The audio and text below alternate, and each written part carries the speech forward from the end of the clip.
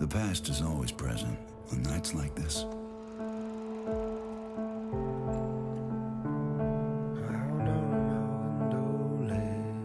History is inescapable.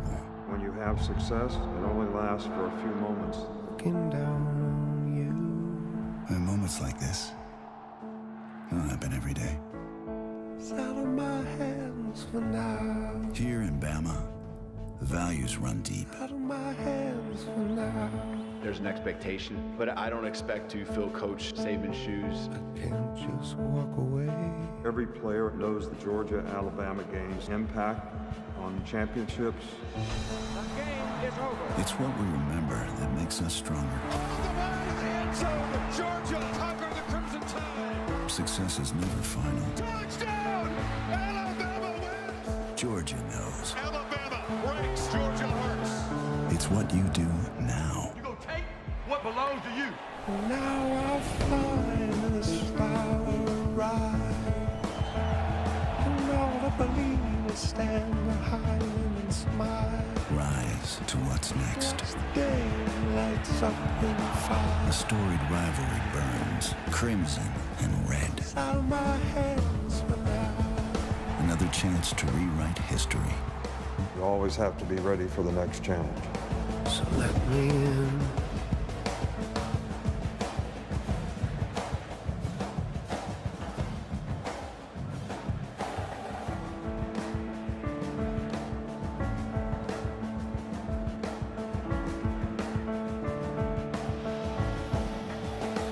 That is just beautifully framed by Dave Matthews. Indeed, the past is always present here. Past is rich with memories, good and bad for both sides. But it's the present moment that concerns Kirby Smart. His team rolls in with a 42-game regular season win streak.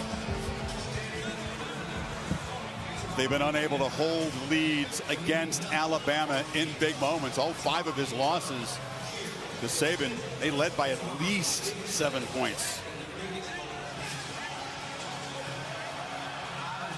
See him saying focus. Not for the first time this week. Kalen DeBoer, how about this moment for him? First real look at Kalen DeBoer as the head coach of Alabama coming out in a huge SEC game. Different role for the Crimson Tide veterans. Home underdog for the first time here since 2007.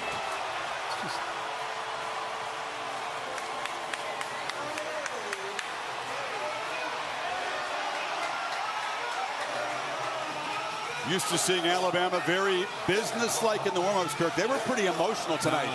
There's a ton of emotion coming out of that locker room right now. Georgia, when we were down on the field, very, very locked in and businesslike.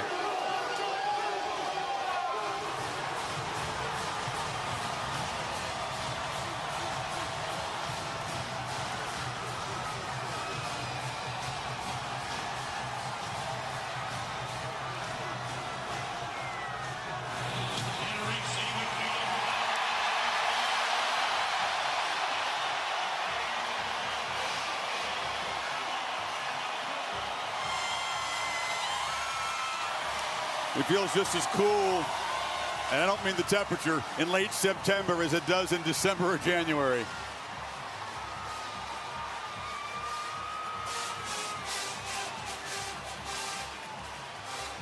There's fans on both sides thinking this might not be the only meeting between these two this season.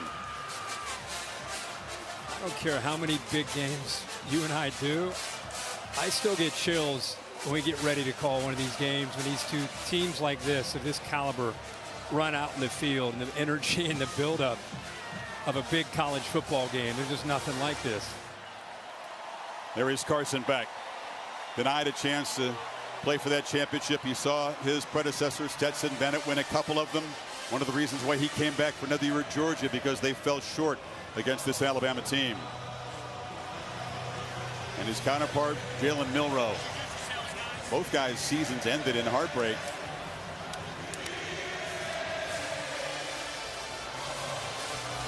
To take us to the coin toss, our referee tonight from this SEC crew, Daniel Gautreaux.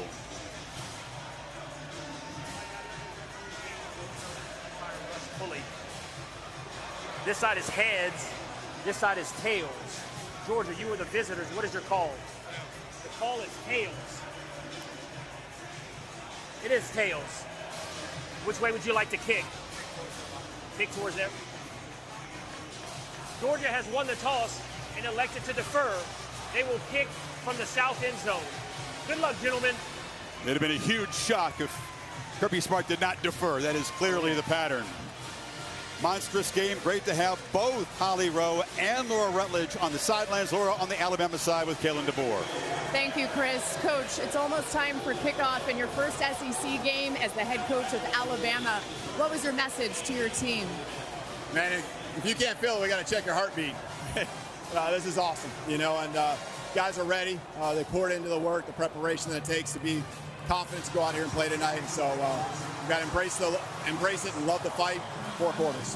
Thanks, Coach. Thank you. To Holly Rowe with Kirby Smart. Well, Coach, so often this game comes down to the line of scrimmage. What will it take for you to win up front, both on offensive and the defensive line? Some dominant players and some dominant play. It won't be won in one moment. It'll be won in a lot of moments. Thank you, Coach. Chris?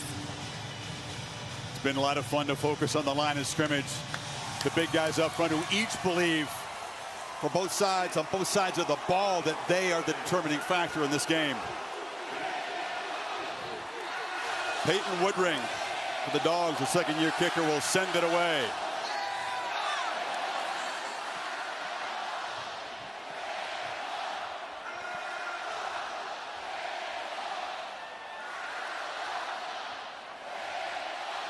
Two return men deep for Alabama, Cole Adams and Kendrick Law.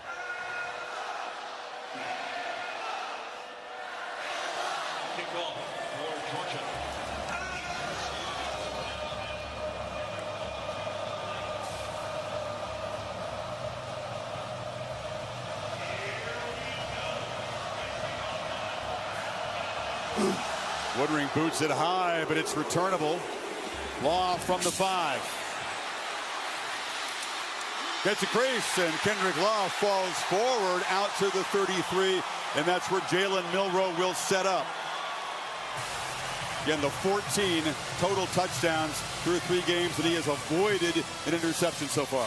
Yeah, he's playing about as well as you can play in a new system. I think a lot of people wondered when Kalen DeBoer came over from Washington with Michael Penix and those great receivers, what would he do with Jalen Milroe? Would he adjust and try to get Milroe to learn that system?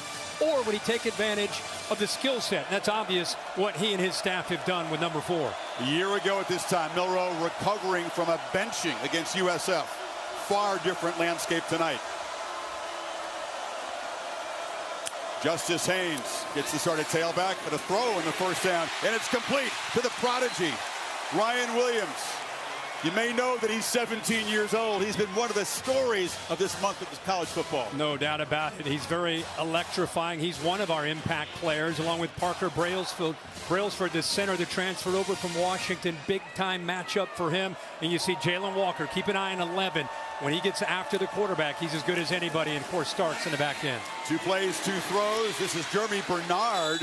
A flag comes out. Bernard, one of the 2 or 3 key guys who came over from Washington, along with DeBoer. This will be a 5-yard penalty on Alabama. Illegal formation. Offense. More than 4 players lined up in the backfield. 5-yard penalty.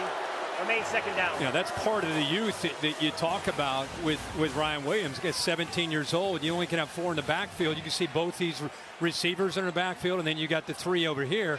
So you got 5 in the backfield. Looks like Ryan Williams needed to be up about another yard there to close off that side. As great as he's been, 4 touchdowns among his 10 catches. Kirby Smart and the Dogs say he's still a freshman. He's still a freshman, and we'll try to body him and maybe get in his head tonight if we can. They're going to jam him, but what's great is that's probably, at this stage of his career, his greatest strength is his get-off and being able to use quickness to get off a press. This time Humphrey, who's a first-year starter, kind of walks off of him. So it's second down and 3 after the penalty.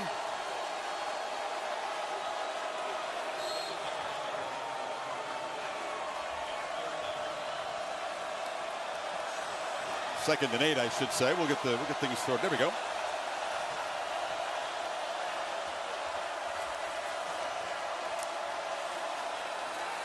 Milroe took a look, tries to escape, and he'll be dragged down right at the line of scrimmage by Nazir Stackhouse, one of the big fellas up front. Well, big part of when you defend Jalen Milroe and you're going to blitz him. I talked about how Georgia wants to bring 11 right here, pressure. And when you have a guy that can get after the quarterback, it's not about sacking him. It's about not getting upfield too much, force him to step up. And that's where you allow the rest of the defense. That time Stackhouse closes in. Jam Miller in the ball game. They need 7 on this third down. Dogs crowding the line. They jump across. And Milroe with a free play tries to find Williams on the far side. He was juggling it and did not hold on. Warren Brinson. Oh, that was across. Yeah, big hit after the throw. And I think that's what Kalen DeBoer is saying is Brinson hits him. There's the offsides, but you talk about in the NFL, this would be a penalty. Brinson, who's back from an injury from the Clemson game, he's excited to be able to get in there. And they knew that one of the things is you got to get after 4 and hit him. Watch the follow through after the throw. Drives him. It's not that. It's that. Driving him and his shoulder down into the ground. NFL, that's a 15-yard penalty. But in college, no call. That's a 300-pound man landing on your quarterback. They need 2 on third down now after the 5-yard penalty. Milroe looking to throw forward across the middle. The catch is made. Hit right at the marker is Bernard. Dan Jackson came up right there. It's going to be just enough for the first down. Wow, that was very close. Ran a mesh scheme where you have a couple receivers, this time a tight end and a receiver crossing, hoping it's man coverage. You can see him working underneath, and then he throws that right at the line. Good job of holding on to the football because they were not playing man. They sat back in zone, showed man pre-snap, sat back to zone. Very fortunate he holds on to that football. So the Tide come out throwing. Play caller is Nick Sheridan, who's been with DeBoer along the way, but it's his first year calling plays. Handoff, end around. Bernard shows strength with the football. Got a block on the edge from Miller. Picks up 11.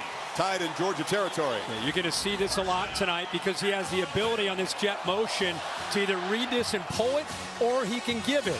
Georgia gets outflanked, so he hands it off there to Bernard, who's got great speed. And what it does is it sets up Milroe eventually being able to pull that and keep it himself later. Now a downfield shot looking for Henderson, coming back and making the catch. Emmanuel Henderson hasn't made a big impact this season until that deep shot. Well, we said somebody's going to step up throughout this football game, and right here you can see Henderson one-on-one with the first-year starter Humphrey. Gets behind him, the ball's out in front, great adjustment. Picked up 34. Miller trying to get the edge as the Tide operating with tempo. Flags come out. There were 2 of them on the field. Yeah, it looked like a hold on the right side of the offensive line from Alabama. I think it's 77. Offense, number 57. 10-yard penalty from the previous spot. First down. It's Elijah Pritchett. Penalties on this Alabama offensive line, a huge problem in their last home game against USF. They got it cleaned up in the last ball game against Wisconsin on the road. Yeah, I think Pritchett the right tackle, but I think you could also have gotten the right guard there. So a couple holds and that tempo, just trying to catch Georgia, looking over, not able to substitute in after that big play. So 1st and 20.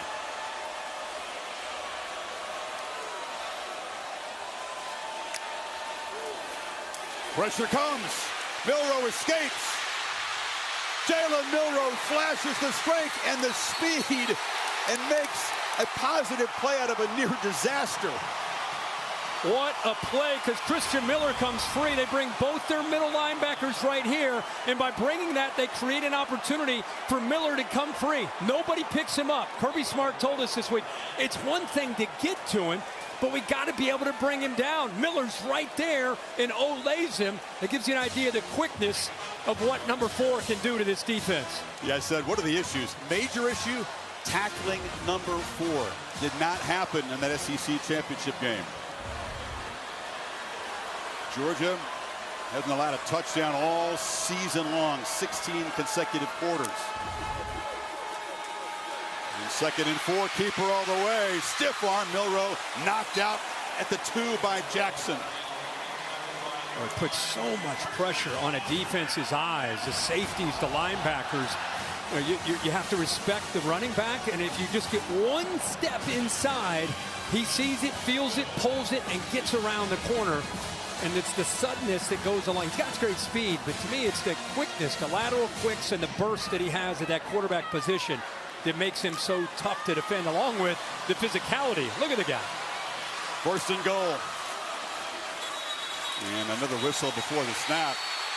Another false start. Alabama not even lined up that time. Will now have to try to overcome a third penalty on this opening drive. Offense. Not all 11 players were set prior to the snap. 5-yard penalty remains first down. And that's on Jalen Milroe as an experienced quarterback.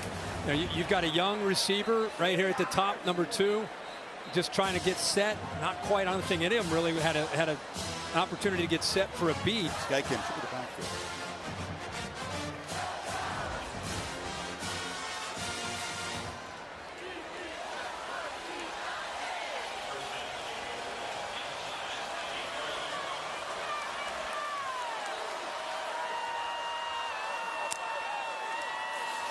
Milroe around left end. Touchdown, Alabama.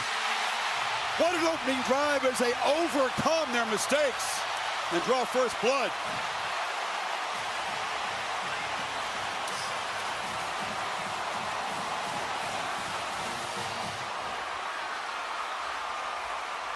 That's a quarterback lead to finish this drive off. Milroe gets to the perimeter. If you lose that contain, you lose the edge to your defense with him, then you've got no chance. He just followed Tyler Booker around the left guard, who led him into the end zone. Nobody there for Booker to even block. Drive even more impressive, Kirk, because they made 3 mental mistakes. It didn't matter. Milroe 3 for 3, excuse me. Yeah, it's good. Dupree came down. The defense adjusts to that movement. Now you're going to try to get to the outside. Good block there. Look at 52. Give me somebody to block. He just walks into the end zone for that touchdown.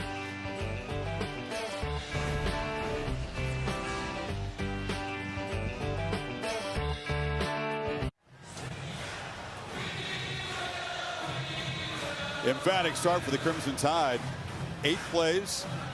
Had 5 runs, although a running back didn't touch the football. Yeah. And Milroe 3 for 3 passing. And that's the first time that Georgia, they've not allowed a touchdown in 16 straight quarters. And right away, they allow their first. Connor Talty debuted away for the Tide. And Anthony Evans III is going to bring it out from a few yards deep. Tries the sideline and is tripped up just across the 20-yard line. So here comes Carson Beck. Again, 15-1 as a starter, but that 1 is what helps drive him tonight.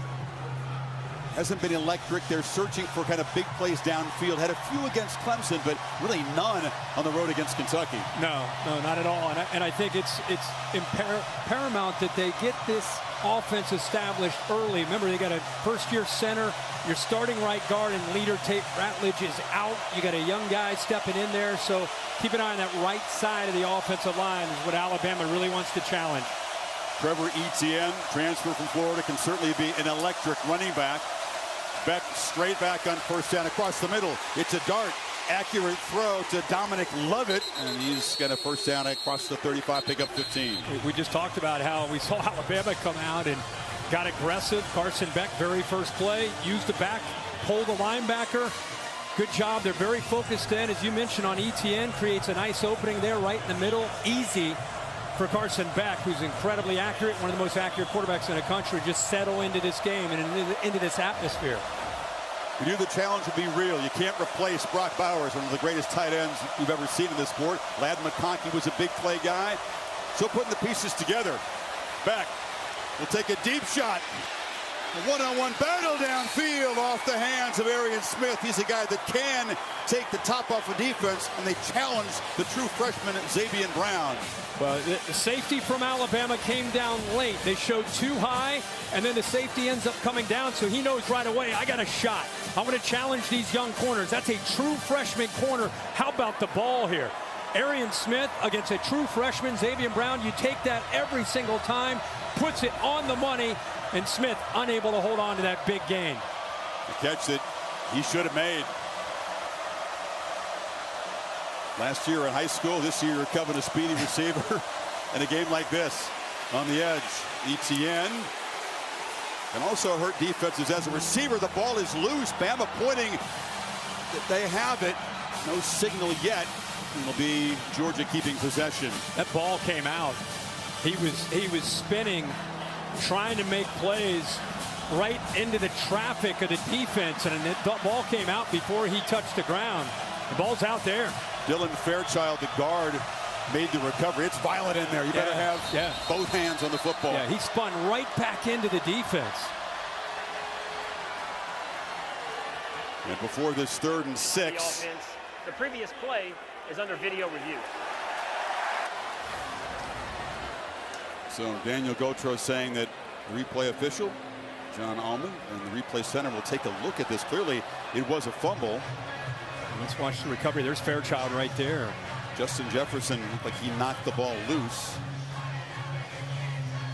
And there's Fairchild jumping on it. He's got, I'm not really sure what they need to review here. Bill Lamagna, great to have the rules expert in the booth with us tonight. What might be looking at there, Bill? They're probably looking at the recovery. There's no question there's a fumble. But 53 appears solidly came on the ball. So this will just be confirmed, the call on the field. Trevor Etienne was the guy that sparked the one touchdown drive they had in Kentucky. They were struggling big time on offense. He took over on that drive, but early fumble like that. Well, you miss a home run shot to Smith. Yeah. The ball should be in the red zone, really, if you think about it. Then you come back with a fumble. They're very fortunate just to have the football. After video review, the ruling on the field stands. An abundance of caution, I would call that. Taking a look at that play, clearly Fairchild was there to fall on it. But now they face a 3rd and long with the offensive line, as you said, that's a little bit reshuffled without their leader, Ratledge, who's an elite guard. And, you know, last year they were the #1, there's Ratledge right there, #1 team in the nation in 3rd down. And this year they have struggled in this area. A lot of 3rd and longs. There's actually all the way down to 73rd in the country.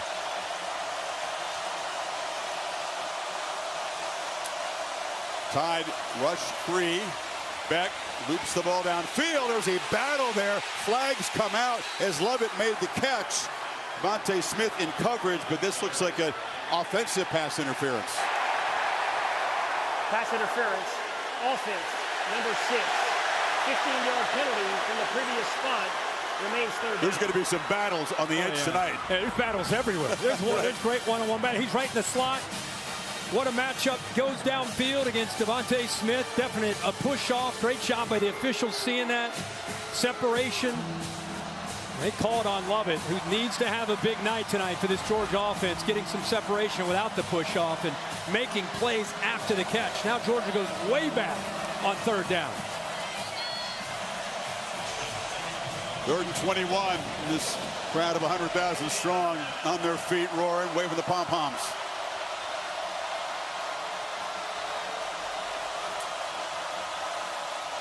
Back from the pocket, another downfield shot on the near sidelines. It's incomplete.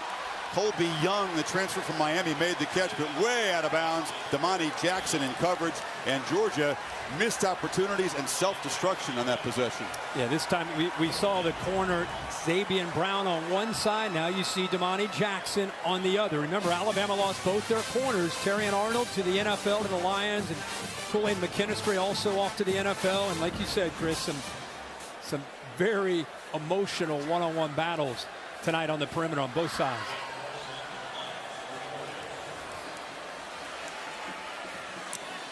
This could be an excellent punting tool. 2 of the best in the country. They're both Australians.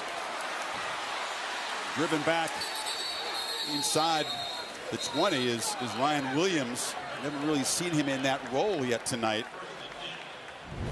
Let's talk more about the impressive 17-year-old. 57-yard boot. Tide go back to work, up 7.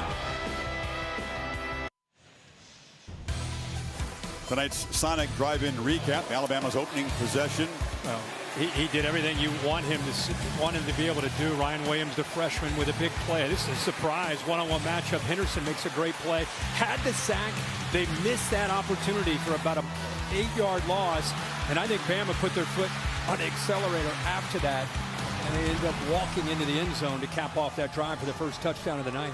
Animated one-way conversation between Kirby Smart and his defensive team, along with Glenn Schumann, the defensive coordinator there in the red. Yeah, you know, they just kind of got shocked into this game, and they're just trying to settle the troops. Get to, hey, listen, we're going to be fine. Stay with the plan. It's just, you got to make number 4, keep him in the pocket, make him throw the football, and get after him. Justice Haynes is the back, and the first carry by a running back is a chunk play again. Look at Haynes weaving out across the 40. Well, they pull the right side of this offensive line. Roberts does a nice job here. You also see 57 Pritchett follow them. They lose the edge to the defense. And look at the receivers. Great effort downfield by those receivers. Kendrick Law, one of the top receivers, I think, in the SEC, if not the country. Kind of built like a running back. He and Ryan Williams both doing a good job there downfield. 23-yard gain. They spotted at the 39. Milroe from the pocket. Surveys and finds across the middle. Williams makes a man miss. He is just different, Kirk. We've seen him on tape, saw him in practice. What did you think of him on the field pregame? Oh, he's a big man, but he can throw the football. You know, and this is Ryan Williams once again. The moment is not too big. Good job of coming back to the football here. Milroe feeling it, going tempo, seeing the field well. Easy access throw. Law. Georgia not tackling well, and the Tide down near the red zone again. Janelle Aguero whiffed. It's a 19-yard play. You're just not used to seeing a secondary from Georgia missing tackles like that. And how about, you said, the easy access. And the last guy you want to get the ball to with the ability to make a play after the catch is Kendrick Law. You know, he is really fitting in perfectly into Kalen DeBoer and Nick Sheridan's offense. Get him the ball in space. Like I said, built like a running back, can shake and has physicality to pull away from guys like Aguero like he did there. Ball hasn't hit the ground yet. Milroe 5 for 5. Georgia just reeling like you rarely see him on defense. Collision on the edge. It's Jam Miller knocked down. It's the Jam and Justice running back tandem here. Yeah, Haynes does a good job. He just lowers his shoulder. He didn't care at all that Everett's trying to come up. And, you know, that sends a message. Just that kind of running. This defense right now, they're on their heels. They're trying to get adjustments. They're trying to get calls. They're focused on the threat of Milroe throwing and running on the edge. Then you have to contend with the power running of these two backs. Miller motions out far left. QB run all the way. Milroe patiently picks his way for a gain down to the 16. They have found an ability to get to the edge with QB run. Whether it's jet sweep or it's Milroe to the outside, you pull this time the play side guard, you pull the center around. Georgia a little bit better job of running. Now you got to be careful. If you're running so fast to be able to not get beat to the edge, he'll put his foot in the ground and get north and south on you like a running back. So, man, it's tough to defend him. Empty backfield for receiver look. Plus a tight end on 3rd and 5, and now Miller motions to the near side. Milroe looking for him on a wheel route on a dime.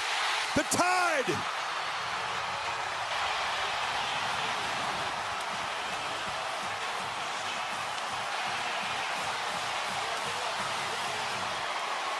I'll tell you, nobody in this big house, even Kalen DeBoer, would have imagined a start like this. It's been almost perfection. No, perfection by Kalen DeBoer, his staff. Give Nick Sheridan a lot of credit. This Alabama team is prepared with that. Both teams had a bye week. Alabama came in with a plan, not just running, but the throwing of Jalen Milroe. Sensational play there on 3rd down. What a plan. Moving the back out. We're going to show it to you when we get a chance. Graham Nicholson knocks it through. 2 possessions, 2 long touchdown drives, and brilliance from the quarterback. Yeah, they motion, and C.J. Allen has to go with the back, and he's late. See that little hesitation? That's a fast running back that he's got to try to catch up with. Milroe saw that. Now he can't find the football, and oh, by the way, Milroe puts it right on the money. Great design play. Alabama right now all over Georgia, up 14 here early.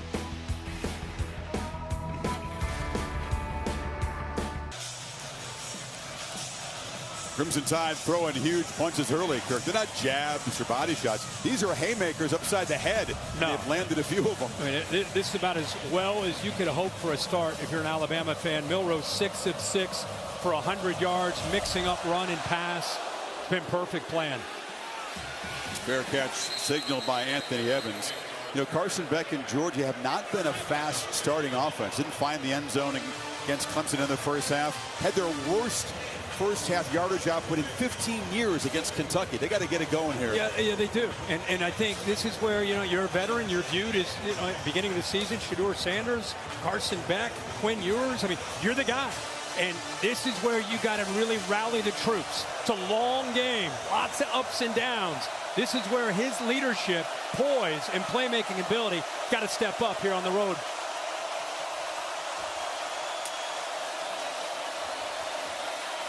Beck on the move, flips over the middle, almost intercepted. He overthrew Dylan Bell and was bobbled by Xavier Brown. Yeah, I think he felt he had man coverage on the outside. Watch the corner out here. Watch how he runs with the outside receiver and then comes off of him. I think he felt he was going to continue, and that's the true freshman, Xavier Brown. He's very fortunate, actually, and the ball happened fast. It ends up bouncing off of his chest, but he got fooled there. I think he thought Brown was in man, and he came off of it, made a pretty good play. Wasson Lucky, the tight end, lined up in the backfield along with Etienne. Here's the first running play called tonight, and Etienne bounces forward for a couple of yards. It'll be 3rd and long. Line of scrimmage football game. Alabama's offensive line helping out, doing their job. This Georgia offensive line, remember Jared Wilson, good player, but it's the first time he's been in this kind of atmosphere. Micah Morris steps in, as we said earlier, for Tate Ratledge right there with a mullet. He's out tonight. He's the leader. It's just getting louder by the second here for Beck. Another 3rd and long for Georgia. Tide showing pressure, and they bring it. Ball out quickly. It is intercepted. Picked off by Damani Jackson, the transfer from USC. And it's gone from bad to worse in a hurry for the Dogs.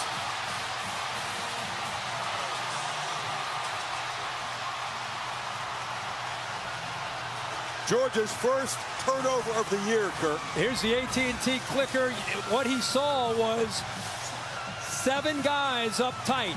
And when you see 7 guys like that, you know you got to get the ball out quickly. You see how quickly they get in? You got to get the ball out. How about the job by this corner? What a play by Damani Jackson. That ball got on him in a hurry. See how quickly? And I don't think it was a flash before his eyes because it was hidden behind the receiver. He shows that athletic ability, and it gives Jalen Milroe outstanding field position here. Dogs defense needs to figure out something quickly. Are they going to be down 3 touchdowns in the first quarter? Play fake, pitch to the edge. Bernard muscles for about 4 or 5, driven out by Julian Humphrey. Holly? Well, guys, it's all hands on deck on defense right now. Glenn Schumann, the defensive coordinator, Kirby Smart, the head coach, they have all been up in the defense's face trying to make some quick adjustments. The motion that Kalen DeBoer's offenses are so well known for is causing problems. They keep telling the players, when they go in motion, you have got to adjust your eyes. That last touchdown drive, the motion was a problem. That's what they're trying to fix. Not much that Kirby Smart hasn't seen before and can teach his team about, but the guys on the field looking a little dazed right now. Keeper again. Milroe makes a cut. Powers down. It'll be 1st and goal. The ball came out, but he was ruled down. Well, the movement that Holly's talking about, and usually this Georgia defense, they've had a bye week. They've had 2 weeks to get ready. I mean, this is maybe a few different wrinkles, but you kind of know what to expect to see. It's about who's playing with a little bit more desire, who's playing with a little bit more physicality. Nick Sheridan, give him a ton of credit. First-year play caller here in Tuscaloosa, doing a great job of mixing up, as Holly said, not just the pre-snap movement, formations, attacking outside with quick throws, jet sweep, running with Milroe to the outside, then pounding the middle, setting up quick throws. Haynes to Milroe's left. Bernard comes in motion, gets the football, gets a block on the edge, turns the corner, touchdown Tide, 3 for 3.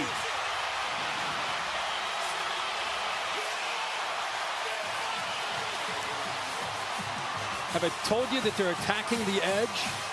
They came in with an idea that they might be able to get out there because of the style of defense, and they have been able to get out there in a lot of different ways. This time it's Anthony Evans, definitely gets into the corner of the end zone. How about the block by the young back there in the backfield, Justice Haynes? It's a breathtaking start if you're an Alabama fan. And Georgia fans have to be sitting there with their mouths agape at this point. Chris, this is what the threat of Milroe can do to you as an outside defender. Just watch the slight hesitation and respect at the mesh. See that mesh? Is he keeping it or is he going to pull it? Watch him go inside. You see him just that slight little what? Then he gets to the outside, gets the block by Haynes. But Smile London is just on an island there, kind of playing a guessing game. Did he pull it? Did he hold on to it? And by the time he made up his mind, you already see the speed that Henderson has to be able to once again get to that edge. Two long drives in the short field. And everything that Sheridan has called tonight has been pretty well executed. Yeah, this Alabama team has come out with bad intentions. This is a long way to go in this football game. 21 points. I know it seems like they're never going to be able to come back, but somehow Georgia has to stop the bleeding. They need to be able to pick up a first down or two. They need to get something to get themselves to believe that they can find a way to win. Remember, Brock Bowers isn't here. Ladd McConkey isn't here. It's a new year. And as good as this Georgia team is with Carson Beck and others, there's a lot of new personnel around that quarterback position. They've got to keep their cool and just keep believing that they can get back into this game. Kirby Smart's teams have been known for comebacks, but this is the largest deficit they've faced since that 2021 SEC championship game. The big loss that set up the chance for payback. Defense on their heels. They're so worried about the outside that it's opening up other aspects for Milroe, both throwing and running. What is Mike Bobo, who's at his third stint working on the Georgia staff, who's the play caller tonight? It's been pass heavy early. ETN gets a handoff and muscles ahead for about 6. Yeah, Mike Bobo, we just talked about Nick Sheridan. Mike Bobo, who played at Georgia. We know what he can do as a play caller. He knows. Nobody knows better than Mike Bobo what these SEC atmospheres are like on the road. And I'm with you. We know that they're a pass-first kind of offense, but they have to establish some kind of presence at the line of scrimmage in their run game to make Alabama have to respect that.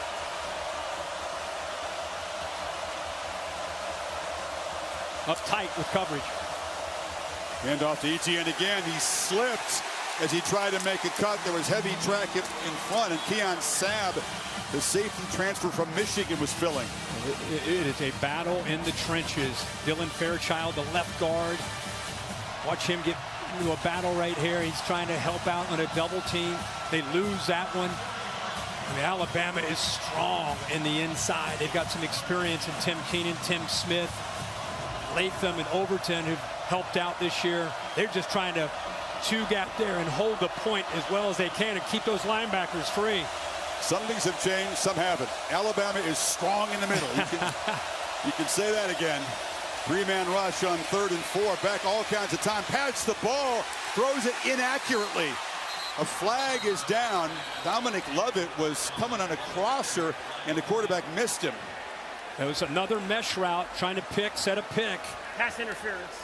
Offense, number 4. The penalty is declined. 4th down.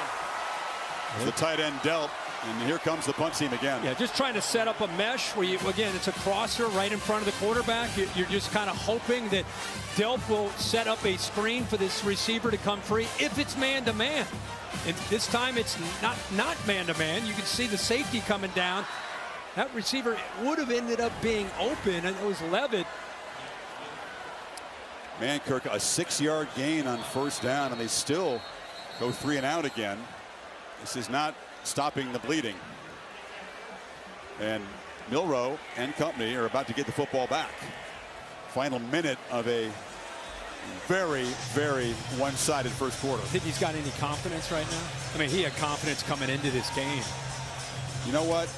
I mean, I think just reading the tea leaves, I think he's super comfortable with Jalen Milroe in this new offense with this new coaching staff. Laura, he seems to be really taking to things. I don't mean just tonight. I mean throughout the first month. Overall, we've seen it. That's exactly right, Chris. And we just saw Kalen DeBoer pull Milroe aside and said, don't force anything. We're good here. Almost trying to keep the quarterback calm. He's really amped up down here. Also, DeBoer went over to the receivers. He said there are more of these plays that we've seen already. He said keep getting behind him, keep getting separation. There's an infinite amount in this playbook that hasn't been shown. That's a poor punt. Very high from Thorson, not his usual standard. Does take a roll. It's positive at the 33-yard line. Goodyear providing aerial coverage, celebrating the challenge of road games everywhere. Are you ready for the road? Goodyear, more driven. It's a Georgia team that has been more than ready for the road. They won their last 16. Yeah. But this is a different kind of challenge. Yeah, pretty good start. Again, I mean, it's about as good as you could hope for. Look at those two drives, 70 and 84. They get to short field after the turnover right away and go into the end zone. I mean, is it possible to go 4 for 4? Does Georgia have an answer to that outside run game where they're averaging Alabama almost 10 yards a carry out to the edge? That's a question we haven't heard often. Does Georgia have an answer on defense in recent years? Milroe pitches far side, and it's another impact play from Ryan Williams, pushing in front of Dalen Everett. Saw a Georgia player point across the line of scrimmage as if he thought Jaden Roberts had moved. I think he did. I think he may have flinched. 77 right here. Just a slight flinch. It's not a no call there in Alabama. But it's amazing, not only the edge, Chris, but it's amazing how far the coverage is. These guys are easy access, 6, 8 yards. Quick throws are there so far all night. Well, Kalen DeBoer's first quarter as an SEC coach could not have gone any better. 21-zip after 15 minutes here in Tuscaloosa. Security throughout the stadium understandably tight tonight. Former President Trump is a guest of some Alabama boosters in a suite here. Also attended the collision of these two teams for the championship in Atlanta. That came down to the final play. Tonight, the Tide begin the second quarter up 3 touchdowns.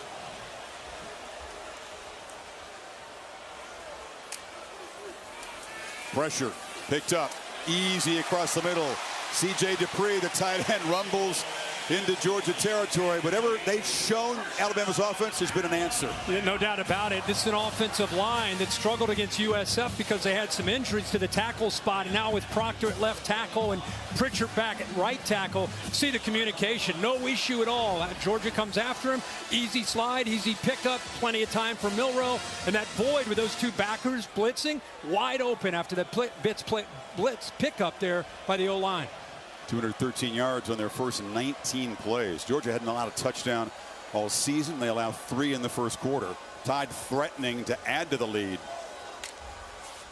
It's Law behind the line. He can throw it. Nobody open. Scrambling and will be knocked down. Tackle made there by Jalen Walker. They try to use a little trickery here, but Georgia wasn't fooled. No, good job by Georgia staying back there. Good discipline. Actually, Malachi stays back.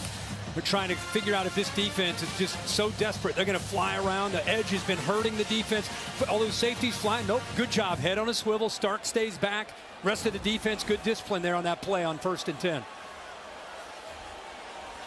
Lose a yard, and that's Kendrick Law, who's knocked down on that scramble being attended to. Jam Miller. They give up the edge again, and that's a big gain out inside the Georgia 40. They're getting to this edge anytime they want, and you got to come up with some kind of answer. 77 with a good block getting up to that linebacker right there. That was Smile Munden, who's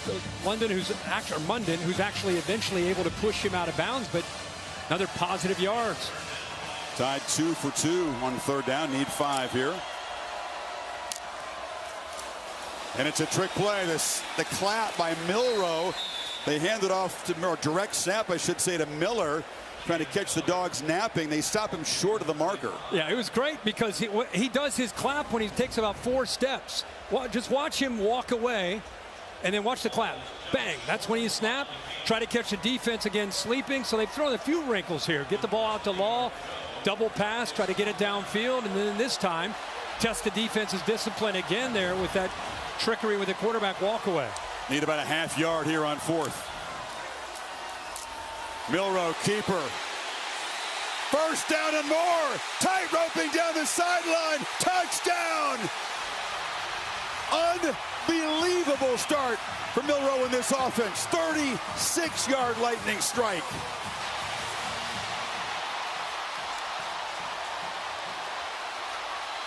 In 100 years, would you have expected to see anything like this? No, not at all. But there's somebody who's very happy, even though he's not showing it. He's actually a very likable, sweet guy, but he's locked in as a coach right now, even up 28. Conor McGregor-like walk from the quarterback there.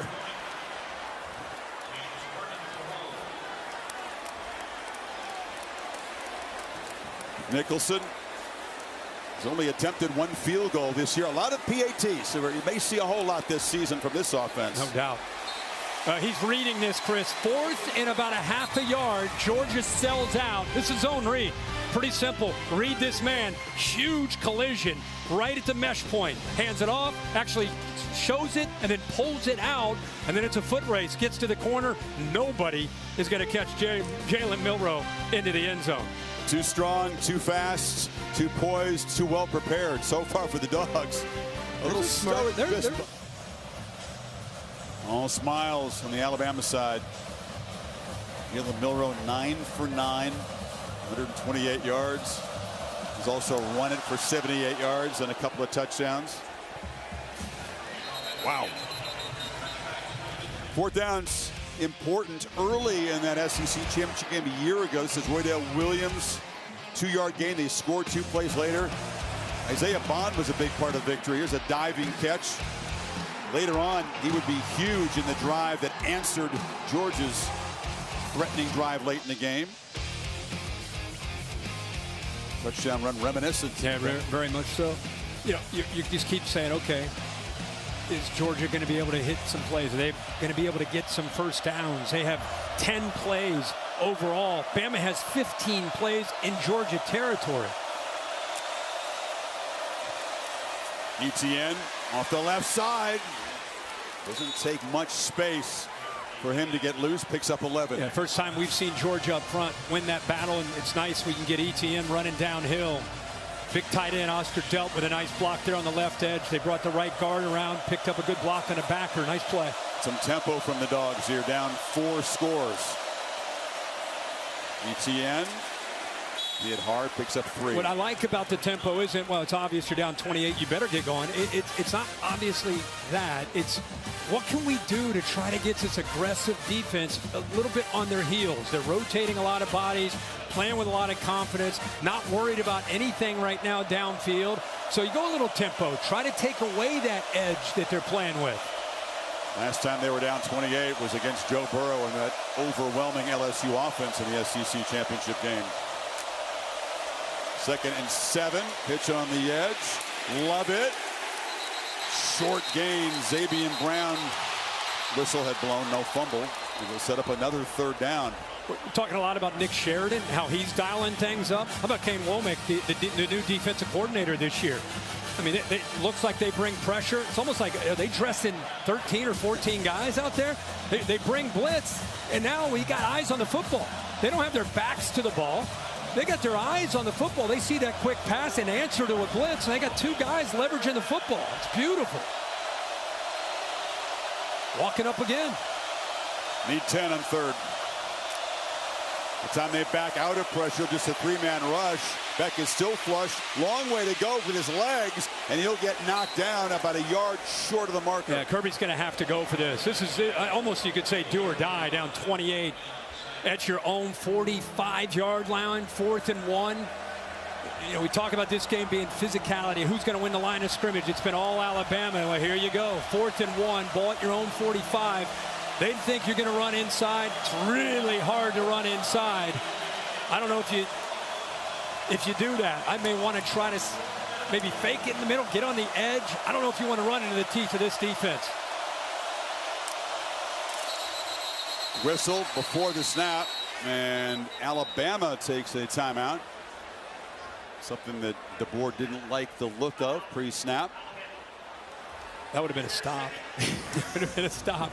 Penetration from Tim Smith. I believe it was 50 who got in there between the center and the right guard. He got into the backfield in the blink of an eye. It forced ETN to bounce it, and there was 2 more defenders out there. That would have been a stop. Kirk, if you see that and you're Mike Bobo, do you consider changing what you do on this 4th-down play? I personally, I said before, I don't know how when they know that the obvious answer is 4th and 1, let's sneak it or run in the middle, and they are just pinching in there. It's tough enough to run when they don't know you're going to run it. Maybe a quick little pass, just something to not make it so obvious. ETN has great speed. We can get him on the edge. Get Jamarian Latham, Tim Keenan III, and Tim Smith. Big fellas up for the Tide. Yeah, a lot of big boys up there. Maybe a shot play, anything just to not run up the middle against these guys when they know it's coming. 2 tight ends. ETN tries the middle. Had to dodge contact in the backfield. That was crucial. Gets ahead for the 1st down. Got past Overton. Overton right there. We just talked about how they can penetrate. Think about making this play. He's right there. What a move by ETN. That lateral quickness and the vision right there. I mean, that's a -4. But instead, give ETN all the credit on that play to save this drive and keep it alive. Branson Robinson spells him in the backfield. He's got the football, and Georgia beginning to string together some solid runs. Now picks up 7. Nice little double team there on the right side. Good push there. Truss, the right tackle, helping out there. He and Micah Morris double team, work up to the backer. It's a nice drive here for Georgia. Getting some penetration.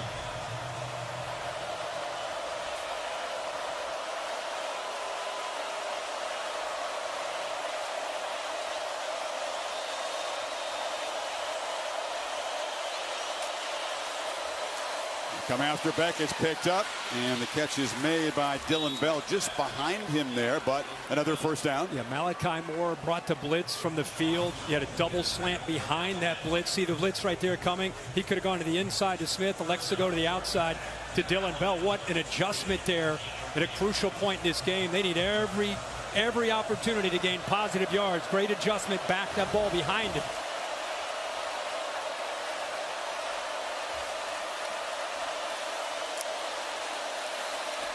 Going to throw in 1st down. Rolls and a little bit behind Lovett. He's known for great accuracy, Kirk. Elite ball placement. Hasn't quite been there tonight for Beck. No, not at all. And you know, that's a drop back, and he gets out. Didn't necessarily have pressure. Gets away from what he thought might be a little bit of pressure. Ball again behind the receiver. 4 for 10 and just 24 yards on those 4 completions. Did have the big drop from Arian Smith that could have given the Dogs some momentum in the 1st quarter.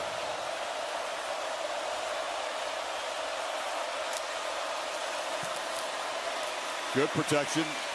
Throws it into a seam, and the catch is made. Jahad Campbell delivers a big blow on Smith, who held on that time. Boy, did he squeeze this in. This was a close throw. You have the corner here. That's the guy that he's got to be able to make the throw over top of in zone. Can you make that throw? Can you put it right there, right behind him? Whoa, it's close. Great job of putting a lot of velocity on that ball. Just layered it over top of the corner. And a great catch there to hold on to it. Dogs in the red zone finally.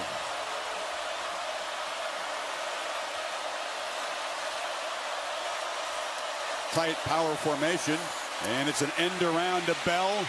Versatile weapon, makes a cut, lowers the shoulder, and is knocked down at about the 7. Sab on the stop. That's good action there in the backfield. They're faking that to ETN because they've been getting a pretty good push in the interior. A lot of those Bama defenders were caught up on that, and then they come around the other way with Dylan Bell.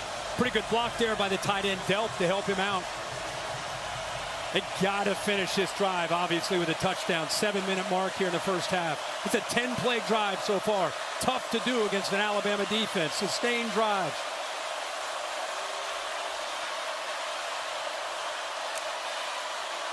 ETN into the end zone, and Georgia on the board.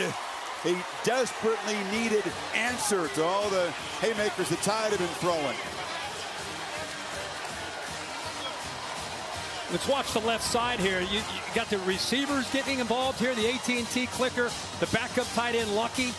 This is really well done by the offensive line, where they've had a very tough first half. This time, ETN with that vision.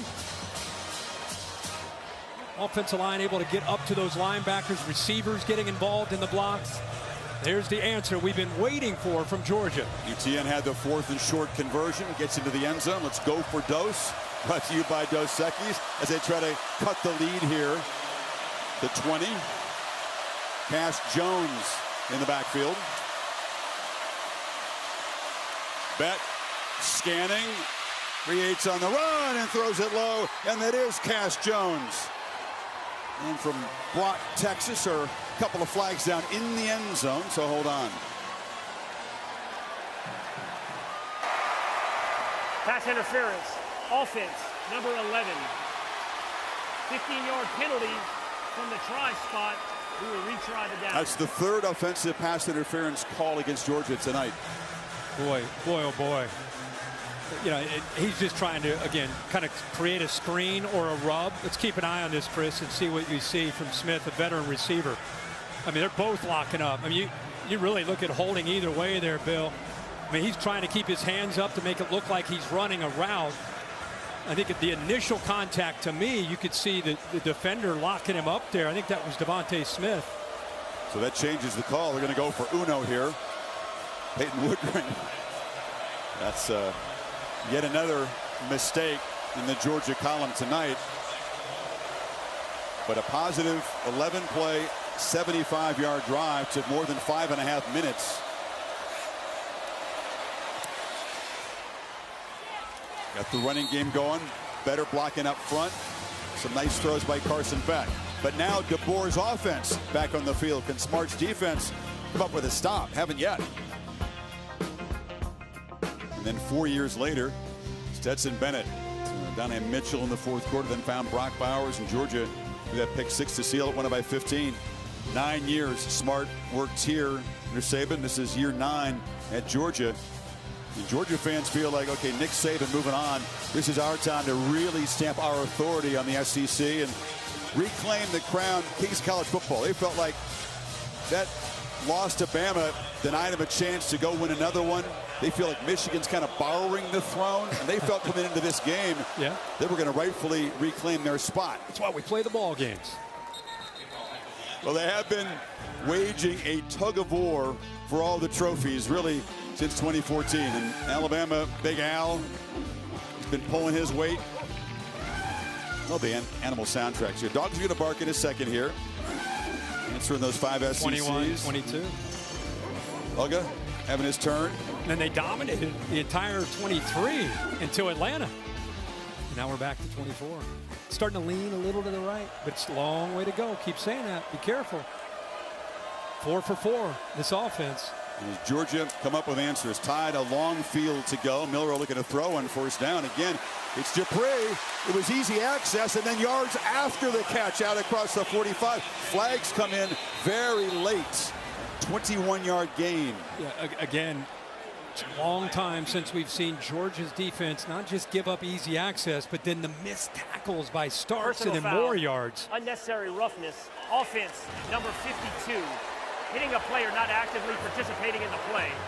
15-yard penalty from the spot of the foul. 1st down. Tyler Booker is an emotional guy. The big fella flagged for a costly penalty. He was just feeling it. Yeah, he was jogging downfield. I think it looked to me like Smile Munden was maybe gave him a little jab to the face, and he responded to that, and that's what the refs got. He'd already kind of jabbed him before this, and then he responded by saying, wait a minute, you're going to give me a jab? I'm going to give you a little push. I personally don't mind seeing those offensive linemen with a little edge to them, but that can cost him. Extremely costly. Instead of across the 45, they're back the 16. With the 1st and 19. Pressure comes. Milroe escapes again. Jalen Milroe.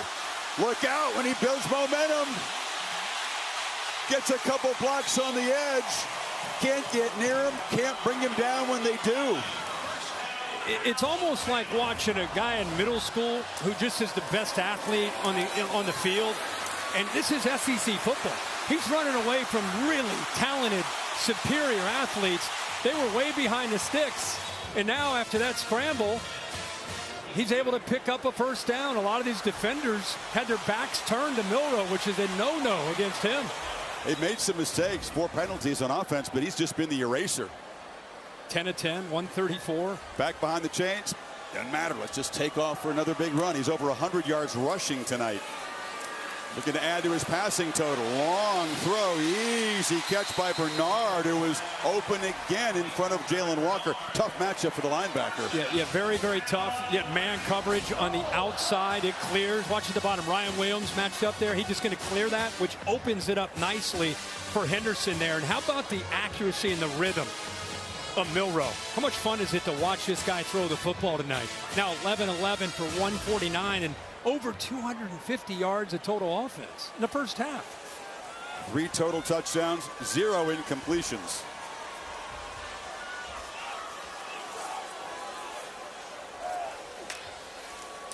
Empty backfield. It's a run all the way. And this time doesn't get the edge, is spun down after a small gain. Holly? Well, guys, Jalen Milroe's speed is breathtaking. The coaches told us he's faster than our running backs and our wideouts in practice.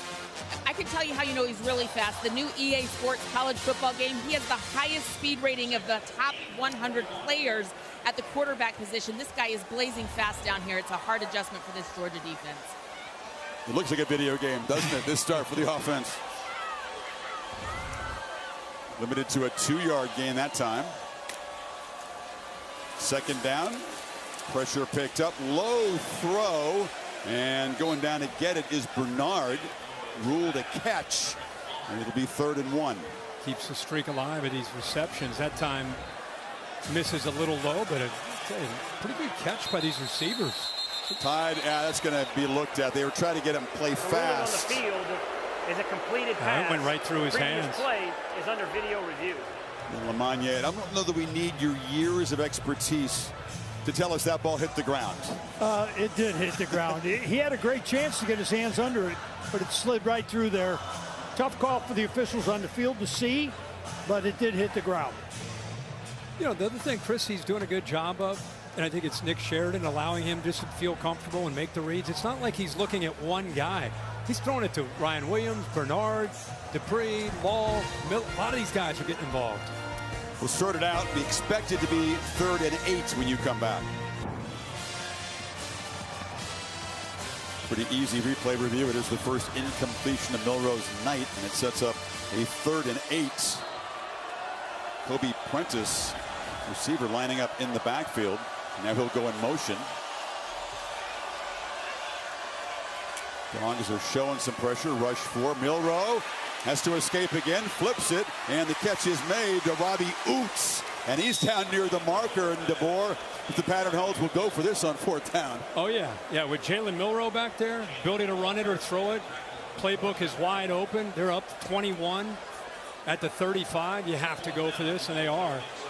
Oots, the big 270-pound, like a fullback-looking guy. I thought he'd be in Madison, Wisconsin with that name and that look, but here he is in Tuscaloosa. Here we go. Talk about an opportunity for Georgia. Get a stop, try to get another score. Remember, they get the ball to start the second half. It's a big play for both teams. Shift around. That's Miller to the right of Milroe. Trying to get the Dogs to flinch. They're not buying it.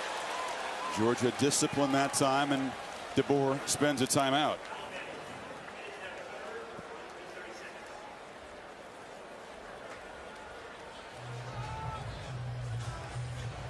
Milroe just has a way about him. I mean, again, we talked about, we were here against Texas early season a year ago.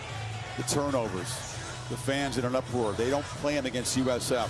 That was an offensive debacle. He comes back and responds well to that. But I don't know if he totally got rid of the residue of that. Tonight he's been different. No, he has. And really in warm-ups, you could just see the confidence. I think he liked the plan that they came in with. Ability to throw it, ability to run it. It's been on full display. I mean, this guy is doing everything. And I think you and I talked about it. I think it's the feel for the system, the connection with Kalen DeBoer, Nick Sheridan, and the plan that they've built around him. It's like, you know, great quarterbacks have answers. He certainly has had that up to this point. And the Dogs give their offense the football back on 4th down. Handoff. Miller stopped. Jam Miller jammed up at the line of scrimmage as Dan Jackson Field and the Dogs defense finally makes a play. Now, that's what I just said. You're looking for an opportunity. Daniel Harris actually steps up and takes on the block. You'll see 5 come back this way. Watch 7 and White take him on, and that frees up, taking that block right there, stoning him at the line, and then that allows Dan Jackson to be able to clean that up. This is the first chance that Georgia has, not just to stop, but like I said, with just under 3 minutes to go, Stackhouse fired up. They're thinking touchdown into the half, and then get the ball to start the second half. If everything goes the way they would like it, it'd be 28-21. And now you're in the middle of the 3rd quarter. Long way to go, but that's the thinking of a Georgia player, fan, coach, everybody on red and black. Pass to the far right, empty backfield.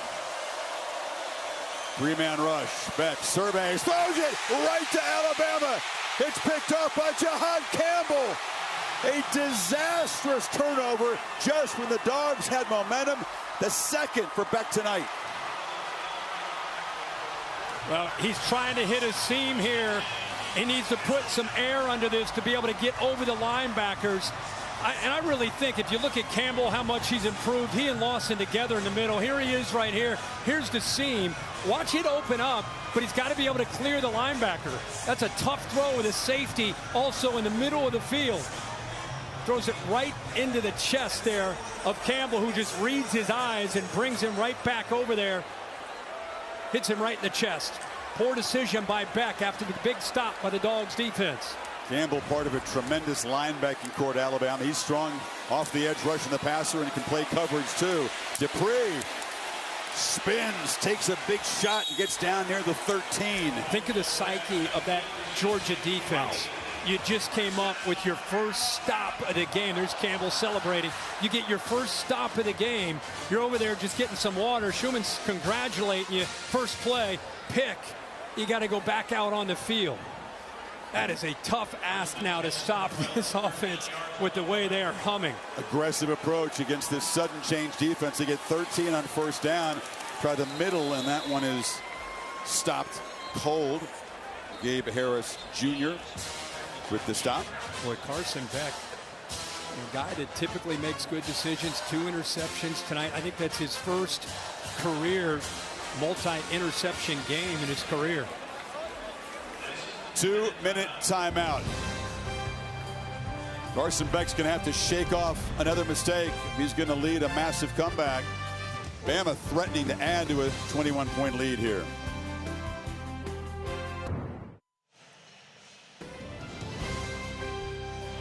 Welcome back to the SEC on ABC.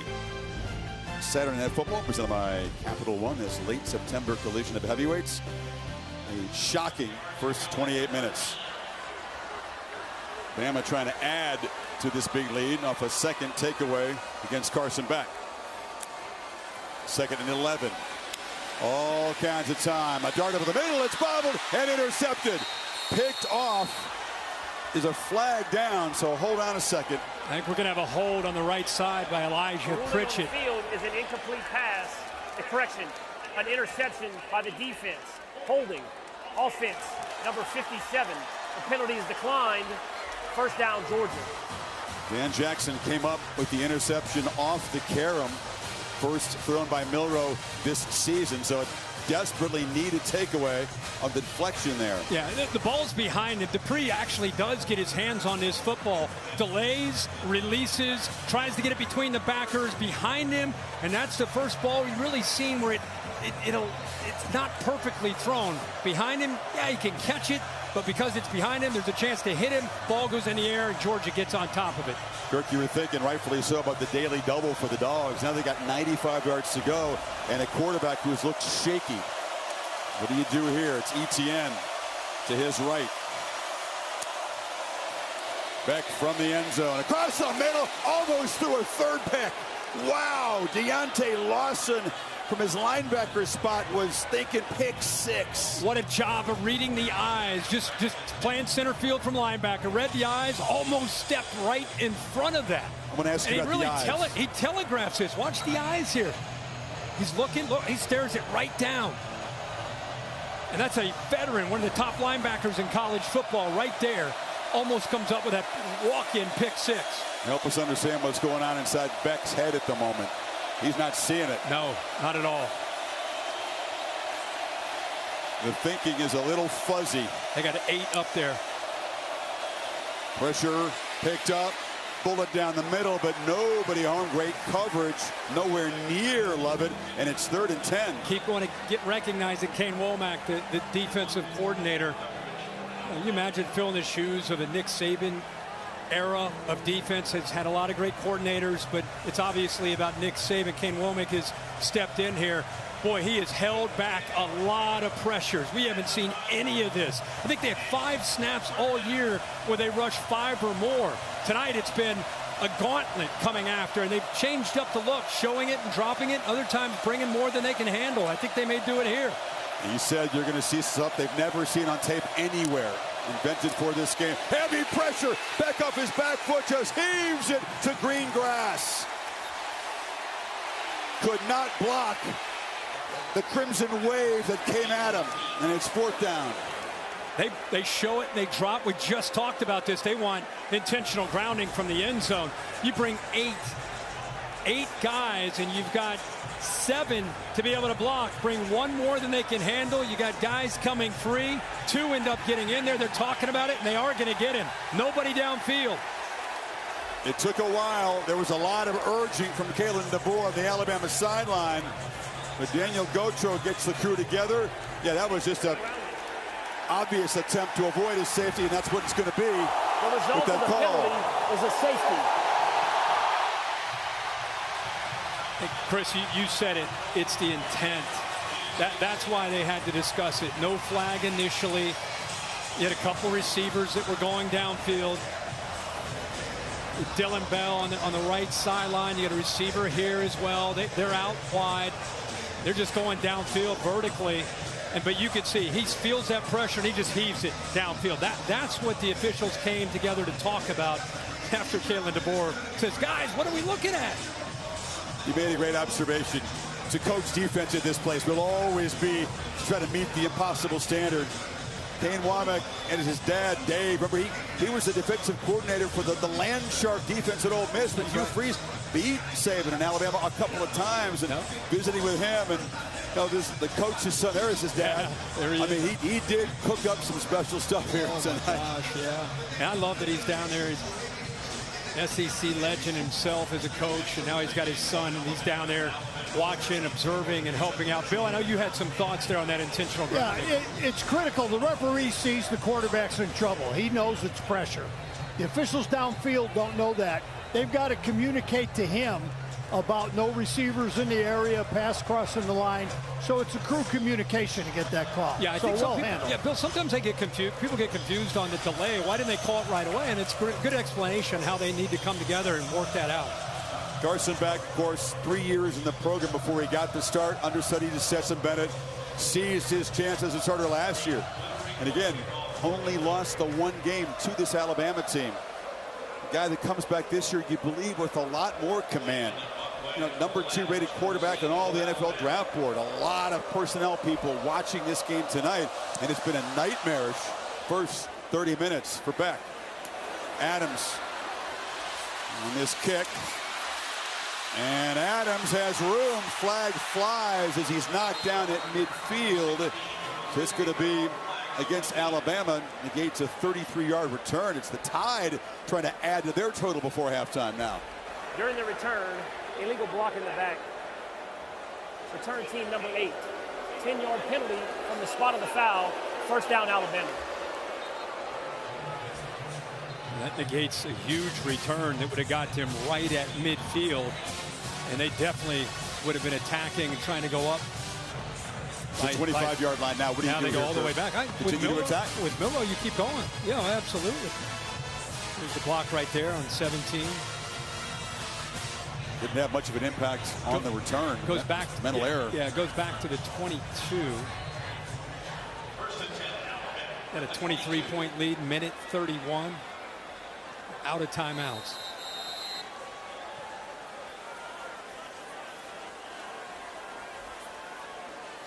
It's going to be an interesting set of conversations in that Georgia locker room at halftime. It's a very, very different position for Kirby Smart to be in a big game. Long throw, still staying aggressive. And the catch is made, and falling forward is Josh Cuevas. Another tight end gets involved. He was the Husky. I just can't believe the throws were. And again, I know you're back. You don't want to give up the big one, but just I mean, that's a big gain right there, and just easy throws. Across the middle, catch made. Prentice unable to escape, but picks up about 6 more before Everett gets him down again. No timeouts for Bama. There's no rerouting. There's easy access, and it makes it pretty easy on the quarterback to just throw underneath when you're clearing out. We've seen a lot of that in the first half. Inside of the final minute, Prentice again makes the catch, spins back into the field of play. Clock will stop momentarily. They move the sticks to the 44. Great job of just reading the coverage, not panicking, not predetermining where to go with the football, just taking what this defense is giving you. Milroe over 200 yards passing now to go with a 100-yard rushing night. Cuevas again on the sidelines, just looking so effortless for him. Yeah, and again, let's just show you what I'm talking about. When you blitz people, you walk guys up, and they don't get home. Look at the access right here. It's just strange to see this. I mean, he could have thrown it there to Lovett. Instead, he ends up going to the backside where he can get out of bounds. Smart decision, but a lot of this has been, again, it's been not just in prevent, it's been happening most of this half. Trick play it to flea flicker. Milroe's going to flip it back underneath there to Bernard, and Bernard's going to be dropped at the 50, and they're just trying to toy with him now. Starks makes the tackle without a timeout. That's going to create some urgency here as they lose big yardage. Yeah, that's all Malachi Starks. If he doesn't make that play, there are about 5 offensive linemen out in front that would have led him down that left sideline. So Starks saves the day by hustling and reading that pretty quickly. Georgia spending a timeout. Alabama didn't have one. And they'll back the clock up to 32 seconds. It'll be 3rd and 13. Little too cute. No. I mean, like it? It's a pretty good play here by Starks. Like I said, the reaction that he had ends up allowing him to save this day. Because watch, it's a slow developing play. Watch the offensive lineman. Look at them working to get out in front. Now here's Starks right here. If he doesn't make this hustle play, look at that convoy going down that left sideline. Road graders. Yeah, a little too quick for big Caden Proctor to get out and get a body on him.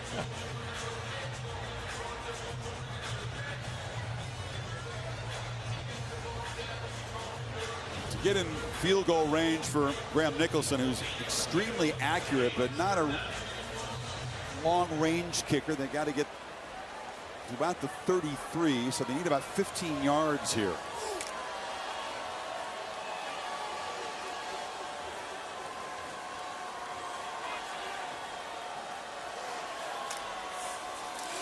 Pressure comes, it's picked up. Milroe gets it out, throws into traffic. DeBoer wants a pass interference call, doesn't get one. Daniel Harris was in coverage. He can't believe it. Yeah, there you go for Alabama fans. He's so mild-mannered with the media, and when you see him talk, there's that competitive spirit showing up. He is fired up. It's definitely a pass interference. He definitely got there early. You could see why. Anytime you see Kalen DeBoer get animated like that, it's usually for a good reason. He's not just going to do that to do that. He's going to do that when he feels that he has the right to be upset. Harris clearly hits the receiver. So instead of a first down, in Alabama in field goal range, chance to add to the lead. Here comes a punt. Imagine that. The Crimson Tide. James Burnett, the other elite Aussies in this game. And they'll take a delay of game and back him up. Delay of game. Offense. 5-yard penalty. Remains 4th down. Doesn't look like a big deal, but DeBoer, who's, you could read his lips, oh my God, are you kidding me? As I just love for people to see that fire, because like I said, I mean, you don't see that side of him except when he gets out here. You know, Nick Saban always had that reputation at this podium being a different guy. I mean, a very intense guy. Burn it. It's muffed. A scramble for the ball down at the 8-yard line. It is a real scramble. That is a battle for the ball. Oh, Anthony Evans just able to fall on his own fumble and avoid another disastrous turnover. Wow. Not in great position. You see him lean and try to make that catch. Did he catch a break to get back on top of that football? There's plenty of time with 19 seconds if Bama gets on top of that at the 8-yard line. They got a few shots, even without timeouts, few shots at the end zone. Kirby talking to him there. Could have been a knockout punch in the first half. Yep. Had they given up possession there. Well, what does Carson Beck try to do here with the last 19 seconds of a disastrous first half? Gets the ball quickly on the perimeter. Smith is electric. Breaks one tackle. Stopped at the 23. Interested to get the reaction of the crew. The Ford halftime report coming up. Nick Saban part of the crew with Reese, Dez. Is Pat still here? No, Pat went back. Throw across the middle, and Colby Young trots out of bounds out across the 35. Just 3 seconds to go. A chance for Beck to heave it way downfield.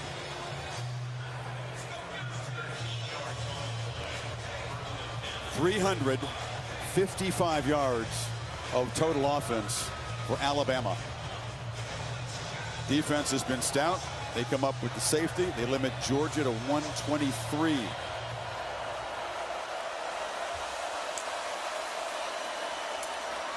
Short pitch, hoping that Arian Smith can break a whole bunch of tackles. And he'll finally be corralled inside the Alabama 40, and that will be the end of a stunning first half here in Tuscaloosa. Some pushing and shoving, frustration obvious for the Dogs. Alabama feeling pretty juiced up themselves. And they eventually get them separated. Georgia will get the football to begin the second half, but a lot of work to do, down 23. And we got flags. This still isn't done. We'll see if it's just a bunch of offsetting stuff.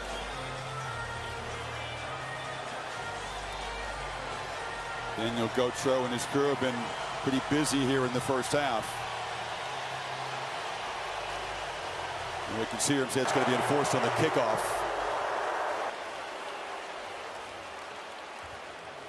But we don't know which way. After the play, unsportsmanlike conduct, Alabama number 58. The 15-yard penalty will be enforced on the second half kickoff. It's Miles McVay. What does Kirby Smart have to say about this first half? Let's go to Holly. Well, Coach, what are the important things that you'll say to your team right now in the locker room to get them to regroup? Well, the most important thing is we got to get some stops. You know, Alabama's been really explosive tonight. We've had no answer for Milroe. He's a great athlete, phenomenal athlete. We've struggled with tackling. We don't have the edges. They've done a really good job throwing with him out of empty, and that's been new. But we got to get some stops and allow. Our offense hasn't been bad. We just can't get our offense on the field, and we haven't stopped him, and we turned the ball over. Thank you so much, Coach. Thanks. Laura? Thanks, Holly. Coach, what's allowed for the success, both passing and rushing, for Jalen Milroe tonight? Yeah, I mean, he's just staying within himself. I think we're putting him in good spots. Guys are blocking for him. And then we're going out and making the play. And, you know, he's really progressed, and you're seeing him, you know, do what we asked him to do, and he's comfortable doing it right now. Thanks, Coach. Thank you. If stay within yourself, you can produce 305 total offense yards and 3 touchdowns against the Georgia defense. It's a pretty good place to stay. It is.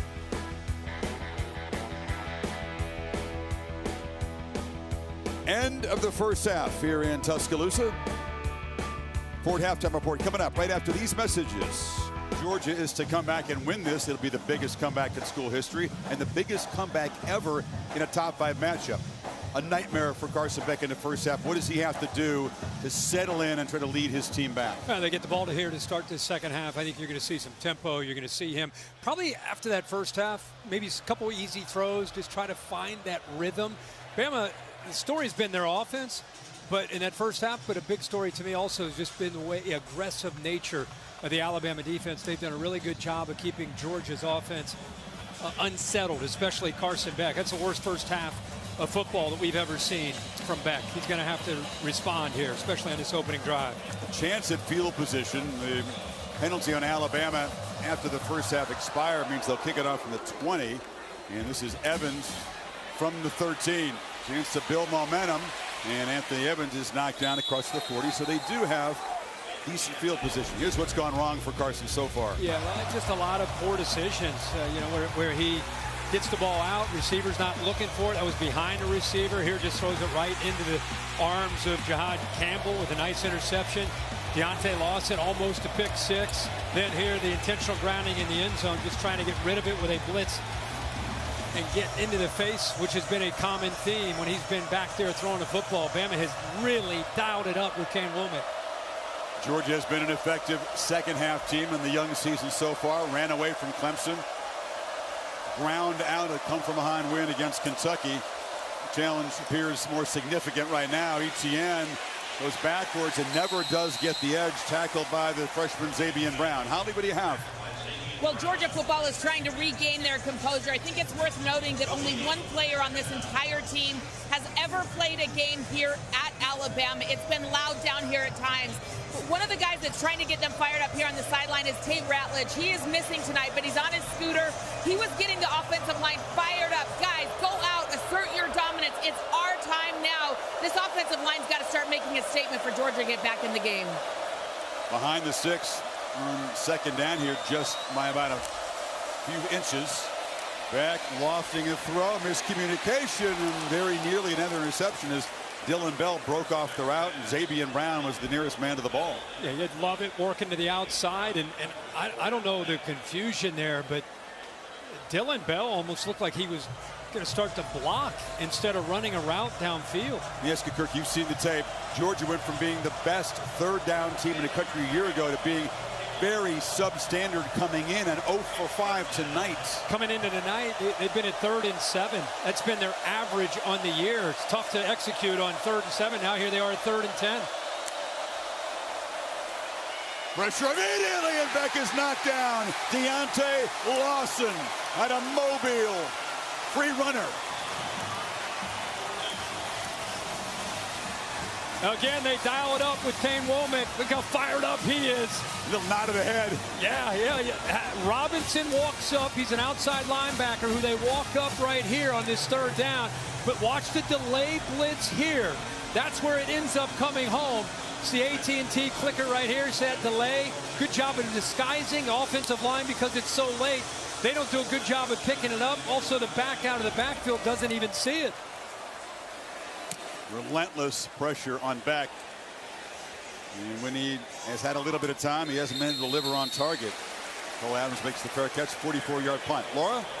Well, Chris, we've seen an exceptional night from Jalen Milroe, and coming into this game, he told me these are the games he used to dream about as a little kid. He always hoped that he would be recruited by a Power 5 school. He told me little Jalen would be proud. I bet he'd be even more proud after seeing this performance so far tonight. He also said he used to play these out in his head. Tonight, probably playing out like a video game, as you guys pointed out earlier.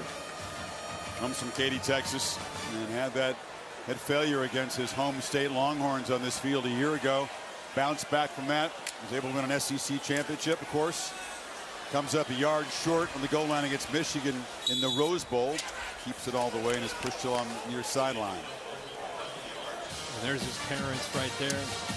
Can imagine their feelings. You bring up that Texas game where they lost, and he got confused with some coverage in that game, the USF game, where he ends up, by then he'd been sat down. They were just reeling as an offense. Comes back and ends up really settling in and becoming a guy they can count on. Think about how far he's come from last September to this September and where he is right now. Couldn't be more polar opposite. Look to his right, has the football, takes off, gets a big shot as he goes to the ground at the 31. Don't want to take too many of those from Smile Monday. Yeah. I love when he starts to take off horizontally, and then at some point he sees that crease and he puts his foot in the ground and gets, immediately kind of jumps into it and then gets north and south. Need 4. So keep this drive going.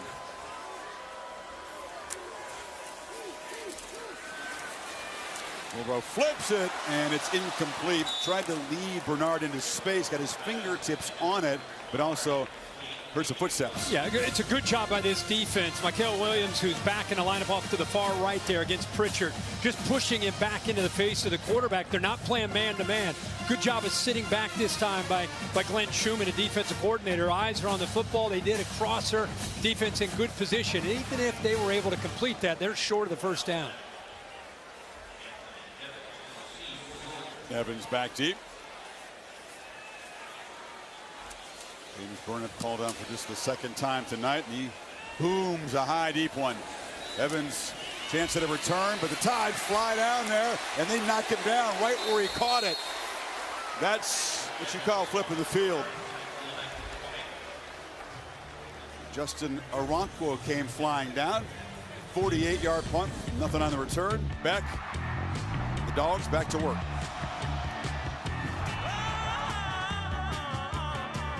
Calm guy by personality, can certainly be a very effective leader. Doesn't often have that fire in the eye look, and sometimes the body language isn't what everyone in the Georgia organization would like for it to be. He's got to elevate his play, and he's got to help spark belief in his teammates so the comeback is possible. There's a nice throw downfield, out of the hands. Right now they're going to rule it. It's incomplete. Deshaun Jones came in and knocked it out of there. Well, that's a great, that's a great throw, but a heck of a play by Deshaun Jones. Gets behind him, see the corner on the outside. He catches up, gets that left hand in there to knock the ball loose. So he gets it in between defenders, but good hustle effort by Jones to get that ball out. If Delp had held it for another split second, it could have been a catch and a fumble. 2nd and 10. Ball quickly to the perimeter. They got blockers out there for Lovett, and he's knocked down at the 25. Well, this defense flying right now, all night. Not right now. They are just one step ahead, anticipating, looking at the formations, running to the football. How often have you seen tonight? Not many crimson jerseys and helmets flying in pursuit to the football. Every single time. Seeking their first 3rd down conversion against Womack's defense. Need 6. Beck scrambles. Now goes sideways. Instead of going forward to the marker, he'll be stopped a yard short. Jahad Campbell got him down. Just lost awareness, apparently, of where the marker was. Yeah, underestimating the speed of this defense. I don't know why he just didn't keep going upfield. He'd have a shot if he would have just taken off there and gone, but instead he tries to go outside. He has no chance of getting out there. Going forward on 4th down. Cass Jones is the back. He's got the ball. He's powering forward. It's going to be just enough for Georgia to keep the football here. They had to earn every inch of it. Yeah, that is right at the marker. They will move that. Pretty good effort. Not, again, you get to those 3rd and shorts, 4th and shorts against Alabama's defense with the size that they have on that defensive line, the linebacker play that they have. They got that by about 2 inches. They got to get the ball downfield. Got ETN lined up far left of the formation, right near the sideline. 4 receivers in the pattern. Beck steps up out of the pocket, takes off, and will slide down after picking up about 8. Yeah, as he took off, the safeties from Alabama started to look at him. He actually had a streaking receiver down that right sideline. I think it was Dominic Lovett. He just didn't see him as he was scrambling. He was behind the line and could have flipped it. That would have been a touchdown. On the edge, there's Lovett. Gets around a block. Dominic Lovett in a foot race, and they'll finally haul him down. That was Campbell showing tremendous speed in pursuit. There is a flag down.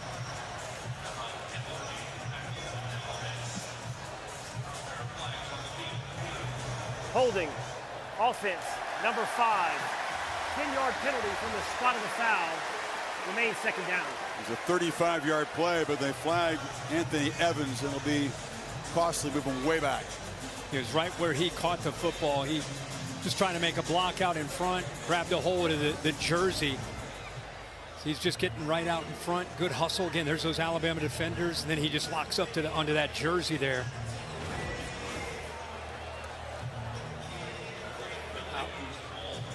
Here's the play real quick I was talking about. He was actually right here as he starts to scramble. Watch him, watch the safety right here. And why he was behind the line, boy, that would have been a big play if he could have located that. Might have been called a horse collar, by the way, in the tackle against Lovett at the end of the play. It wasn't called, and now there's a flinch up front. And it's Xavier Truss. Wondered, which offensive line, they both had their issues in the young season, which could really step up and perform and elevate tonight another level or two. It's clearly been Alabama.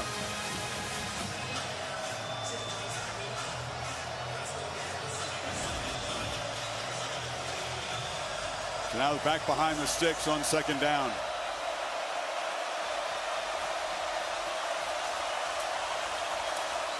Ranson Robinson tries to cut back. Runs right into heavy traffic. That's been tough all night. Lawson and Campbell there. They've done a really good job of rotating bodies on and off the field. They are staying fresh into this second half.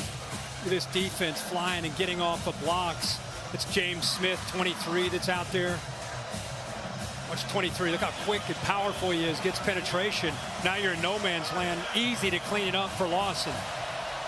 Another crack at third down. Still looking for their first conversion. 7 guys up there. They don't bring pressure. Ball comes out quickly on the edge and stopped short. Bumped out of bounds there as Evans. Malachi Moore cleaned it up. Good effort by Evans, but it's fourth down again. This time they're going to need about 3, Kirk. How many times have we seen Ladd McConkey run a play like this throughout his career in Athens? And as you said, Evans did everything he could to give himself a chance. Good effort there by Moore, the veteran there on the back end. Another desperation play midway third quarter for this Dogs offense. Protection, throw across the middle, and catch made in traffic by Lovett. Did well to hold on to the ball. Devontae Smith was in tight coverage. And again, another one of these first downs where maybe by half a yard, you pick this first down up. Coming from the left side, trying to get separation on a crossing route. It's a good throw that time out in front. Give him a chance there to not only catch the ball, hold on to it, knows exactly where he needed to go for that first down. Very close. 0 for on third down, but 3 for 3 on fourth down tonight are the Dogs. Twice on this drive. Back down the middle, broken up. Malachi Moore drifting back, got a hand on it as he tried to squeeze it in and says, yeah, I saw that in tape. I was ready for that one. He did. The veteran graduate, played a lot of football in a lot of big games. Again, just sinking, reading the eyes, head on a swivel, looking for that potential crosser coming in behind him. Got good depth there. It's one of the guys that's the main communicators on this defense, something that Alabama has always been known for throughout the Saban era. And pretty strong in the post-Saban era, too. ETN, tough run, dragging folks out across the 45. Sets up another makeable third down try here. Alabama playing smart defense. I mean, they're not even across midfield, and this is 11. They have 11 plays. Wow. 5.5 minutes. Yeah, 12th play of this drive. I mean, Alabama's thinking, Womack's thinking, hey, sinking coverage, let's win a line of scrimmage, get pressure, blitz, whatever we can do, rally to the football. If they're going to get a first down, it's okay. Let that clock keep going. Just don't give up a big one. Beck looking for a big one downfield on third down, and it's broken up. That was good coverage on Lovett by Devontae Smith. Kirby all over the place, lost his visor. He is really frustrated that he did not get an interference call. They went with a slot fade to Lovett. Tight coverage there for the nickel. Devontae Smith never locates the ball, and that's what he's upset about. Usually when you don't turn your head, you don't locate the ball, there's some hand-to-hand combat. That's usually a foul, Bill. Surprised they didn't call that one. Yeah, when you're not looking for the ball, you're going to be held more responsible for that type of contact. He said grab the jersey. You can read his lips. Georgia got away with an obvious pass interference at the end of the half. Smith, who defended that play, is being checked out by the athletic training staff. And Dr. Pepper, awarded in Atlanta on January 20th. 12-team playoff starts a month before that. The loser of this game, whoever ends up not winning the SEC, seems likely to host one of those first-round playoff games on their campus. Fourth down. Flags down, free play for Beck, who fires across the middle and also throws another interception to Campbell, who jumped the route, but the Tide jumped off, and then it'll make it fourth down and perhaps just inches. It may be enough to give him a first down. A couple of flags down, actually. Fouls on the play by each team. Holding, offense, number 55. Offsides, defense, number 23 in the neutral zone at the snap. The fouls will offset, remains fourth down. Wow, so instead of a free play, it's actually offsetting penalties, and it'll be 4th and 5 again. Not just a free play, but probably first down. Yep. New set of downs. Instead, the hold there, mental error by Jared Wilson.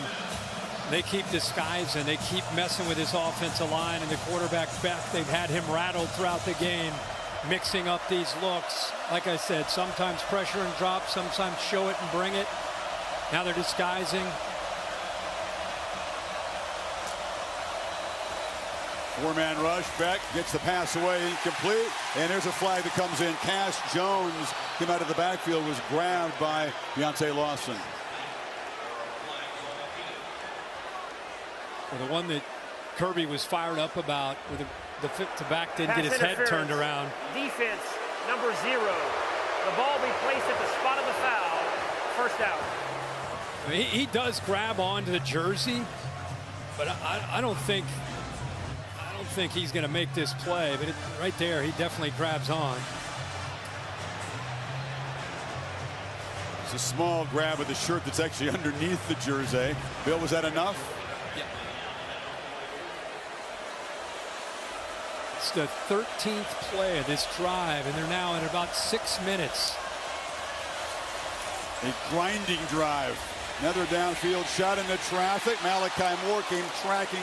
He's just kind of flirting with an interception almost every throw, Kirk, it seems. Yeah, they drop safeties. Again, he's getting a pre-snap one high look, and then you see this looks like one high, but at the snap of the ball, you get a safety that drops back here.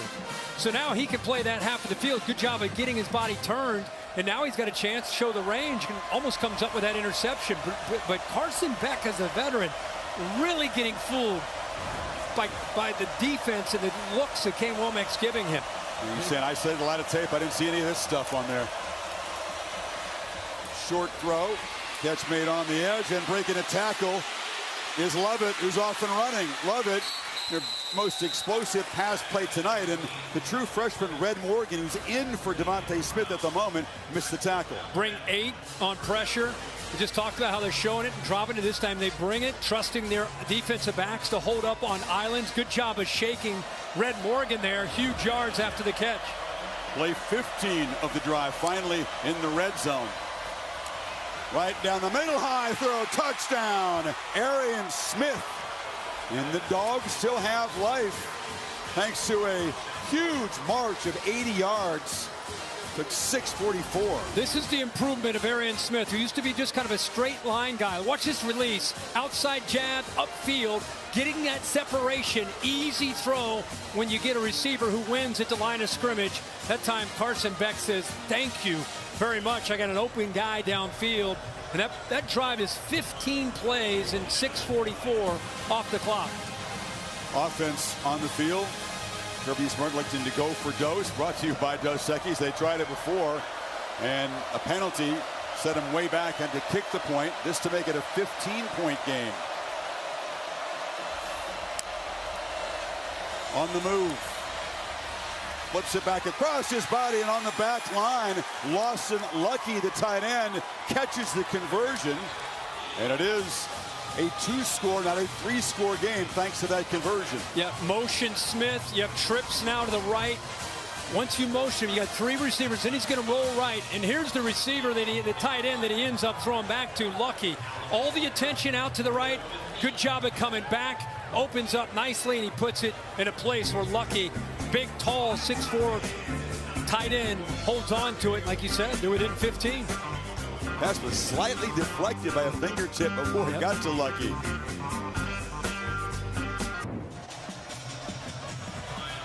And it was 28-0 Alabama. Since then, the Tide haven't scored on offense. Got the safety, but Georgia with a couple of touchdowns. Make it a 15-point game here. Still midway third. This is Ryan Williams from the 7. And 17-year-old spins out across the 20. So Jalen Milroe in the offense on fire. Let's see if they can get the rhythm back. Meantime, the All-State bus here in town. To Mark Stoops. What a win for the Wildcats. One team was really hungry and desperate today. The other one was not. Great road win for Kentucky. On the edge, Miller takes the pitch. Jackson flew up there and knocks him out of bounds near the line of scrimmage. Holly? Well, guys, the vibe on the Georgia sideline has really changed. After that touchdown that pulled them within 15 points, they were yelling and screaming. Jalen Walker, number 11 on defense, came over to the offense and said, I told you, we can get this going. I promise you, we've got you here. They need to stop here to get some momentum back for that offense. He kept the edge that time. That was a serious problem on those perimeter runs in the first half. Empty backfield. Dupree, the tight end, lines up far to the left. Milroe, lots of time, and an easy pitch and catch. Williams has first down yardage out across the 30. Really good read, being patient there. I thought initially he might try to throw to the tight end. He came off of him in the middle. Had a nice opening once again, and that Georgia zone defense just sitting nicely, the freshman. And now the freshman goes down the middle. Williams bobbled and caught. And the incredible start for this prodigy continues. He made that an adventure, but another electric play from number 2. But you put Malachi Starks as a safety who can cover on the electrifying freshman. He's got great ball skills. That ball gets behind him. What a job there by Williams' concentration. But how about Milroe going to the 17-year-old freshman against the crafty veteran Starks, and he hits it. 1, 2. How many times did he bobble it? Like 3 or 4. Great focus, as you said. He has the it factor. He's just him, as they say.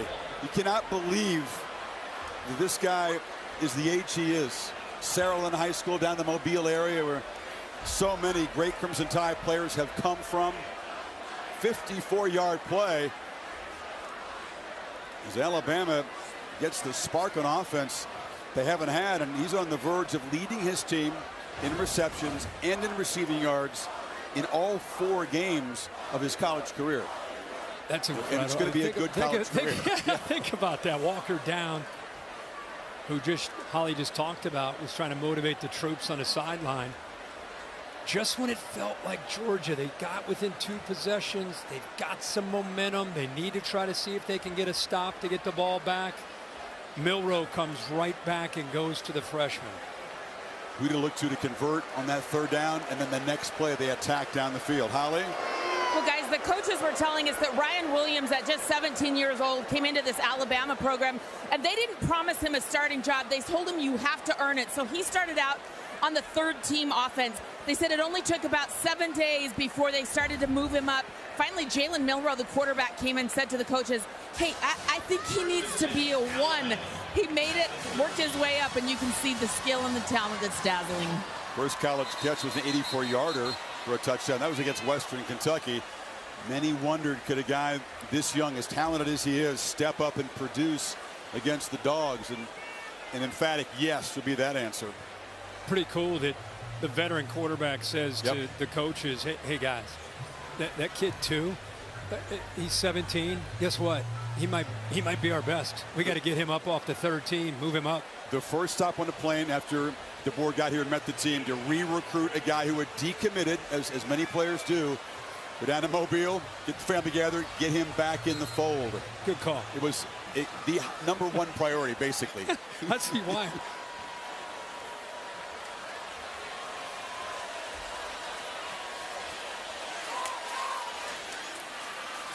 Keeper blocks, and that time Georgia did a better job defending Milroe on the edge. Knocked down after a few yards by Everett. Yeah, for people that might think, how is a guy 17 years old playing college football? You know, you see some of these guys reclassifying. They move up. They feel they're ready to go, and academically they're good to go, and he's able to move up a class. And so here he is as a 17-year-old. Some guys, by the way, just have it. Like Smitty when he was here, Devontae Smith. The moment was never too big. Ice in his veins. This kid reminds me of that crowd wanting Michael Williams to get a penalty. Has time to get off the field. Make the handoff. Milroe cuts it back to the right, and Dogs do a great job defending that time. Malachi Stark stayed at home, and they dropped behind the line. Yeah, much better job on the edge of this defense. The safeties there. Starks. Good job of running there by Damon Wilson. Better group effort. Jalen Walker, who left, is back on the field, Kirk. He's a very important component to this defense. Edge rusher, 3rd and 10. Justice Haynes, the back. And he's got the ball out of the backfield. He's hit immediately. So Dan Jackson and Malachi Starks, the Georgia safeties, playing much better here in the second half, and here comes a field goal attempt. I think we all came into this game thinking that this would be the defense that we would have seen at the beginning of this game, where they're in position. Yeah, you're giving up some completions, but guys are right there. So give credit to Glenn Schumann and also Kirby Smart for adjustments that they made at halftime to at least give them a shot here, because that first half was tough. This has been much better. Nicholson won the Lou Groza Award to the top college kicker, 27 of 28, Miami, Ohio, a year ago. Looking for his first made field goal attempt at Alabama. Missed one in the opener and just sneaks it inside that right upright. That was close from 28 yards. So a 69-yard field goal drive to lead back to 18. These newcomers to college football come in different. They're so prepared really physically and mentally to contribute right away. They expect to, actually.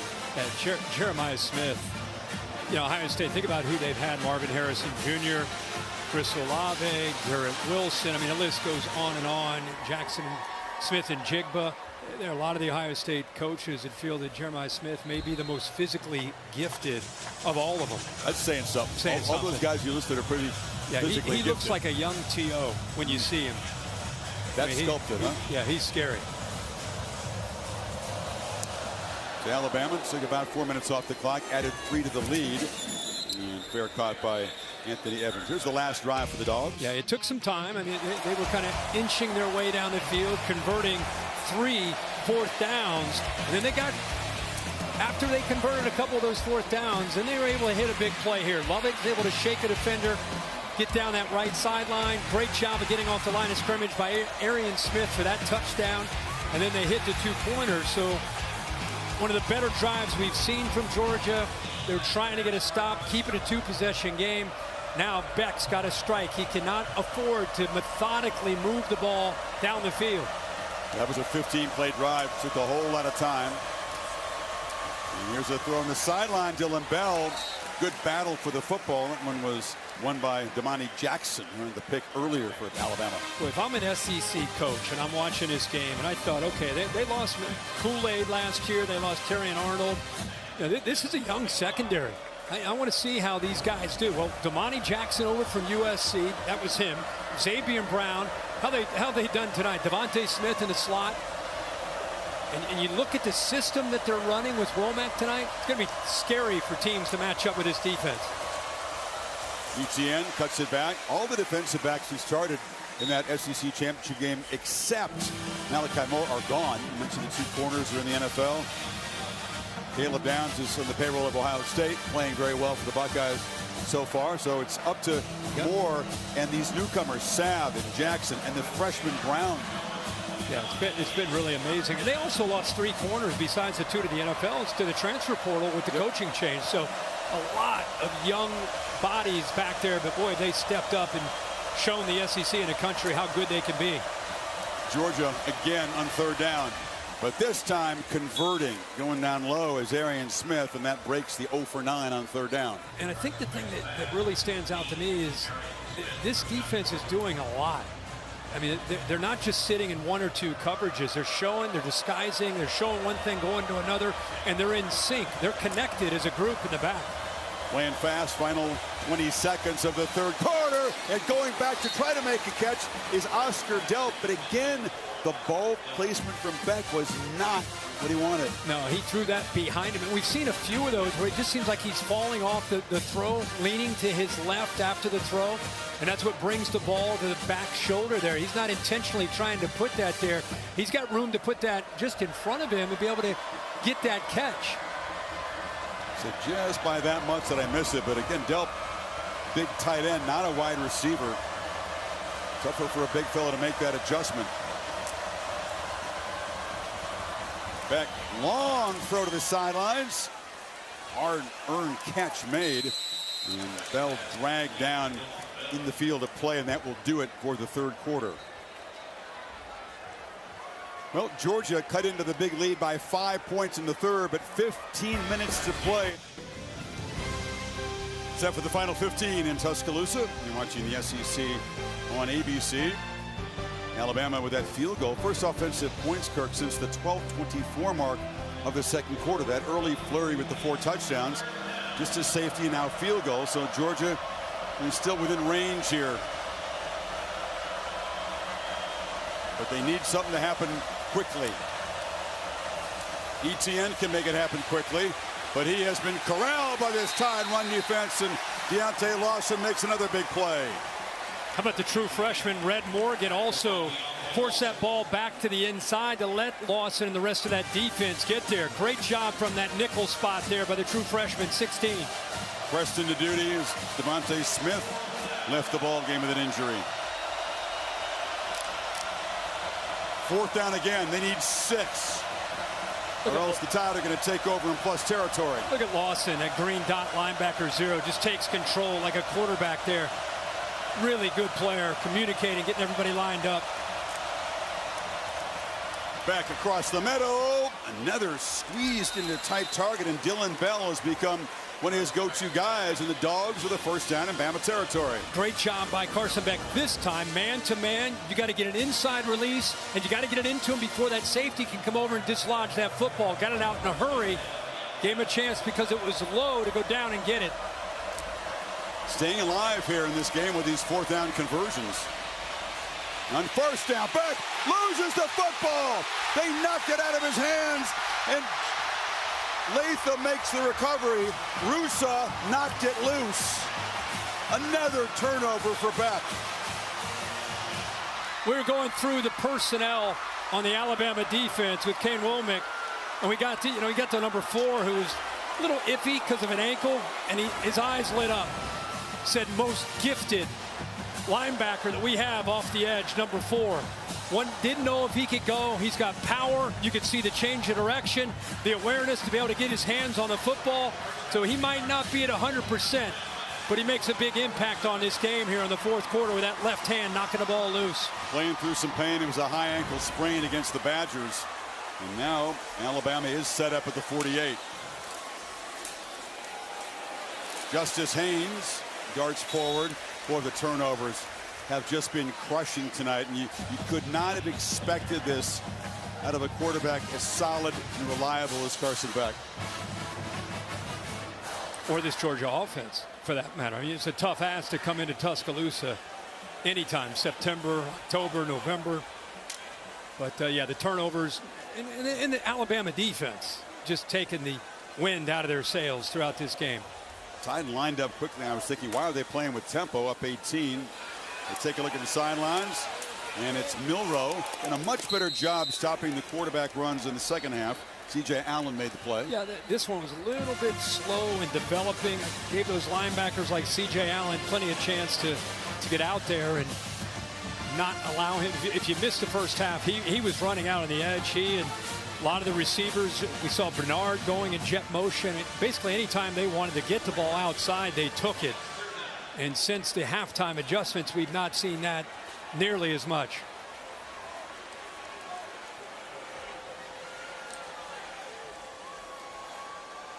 Take the play clock down. Snap it at 7. Heavy pressure. Ball is out. Justice Haynes will be stopped behind the line of scrimmage there by Warren Brinson. One of those guys who's been playing through some pain. Got hurt against Clemson. Back tonight. Best thing you can say if you're a Georgia fan right now is we're at week 4. There's a long way to go.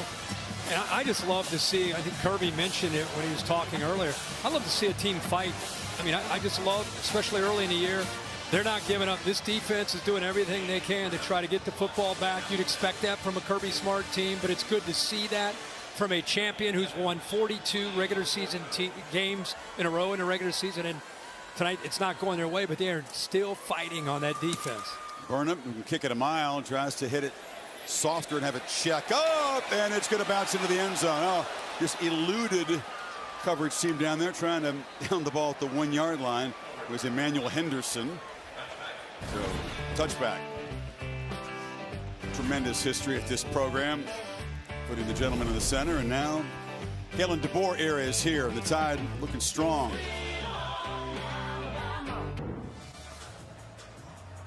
Well, Coach, you're in striking distance entering the fourth quarter. I saw you having a long conversation with Carson Beck. What are you saying to him right now? Well, we got to play with a little pace. We're going to run out of time and snaps if we're not careful. Big stop there by the defense. Proud of these guys fighting, but we got to play with a little bit more pace. We're tired because we're playing a lot of snaps, and so are they. Thank you, Coach. Thank you. That was before the beginning of the fourth quarter. Georgia off the stop, takes over at the 20. 3-man rush, ball pressed downfield, and again, Alabama defensive back, that's Jalen Bakwe, gets there and contests the catch and breaks it up. But Bakwe is another true freshman. We've been talking about Damani Jackson, talked about Xavier Brown. Now how about number 9, 5'11", 192 pounds, able to get around that receiver because he has his eyes on the football and knocks it away. Played quarterback, very little defense in high school, yeah. Won a state championship as a quarterback then in Clay, Alabama. Looked pretty good as a corner to me there. Yeah, it did. Kind of natural.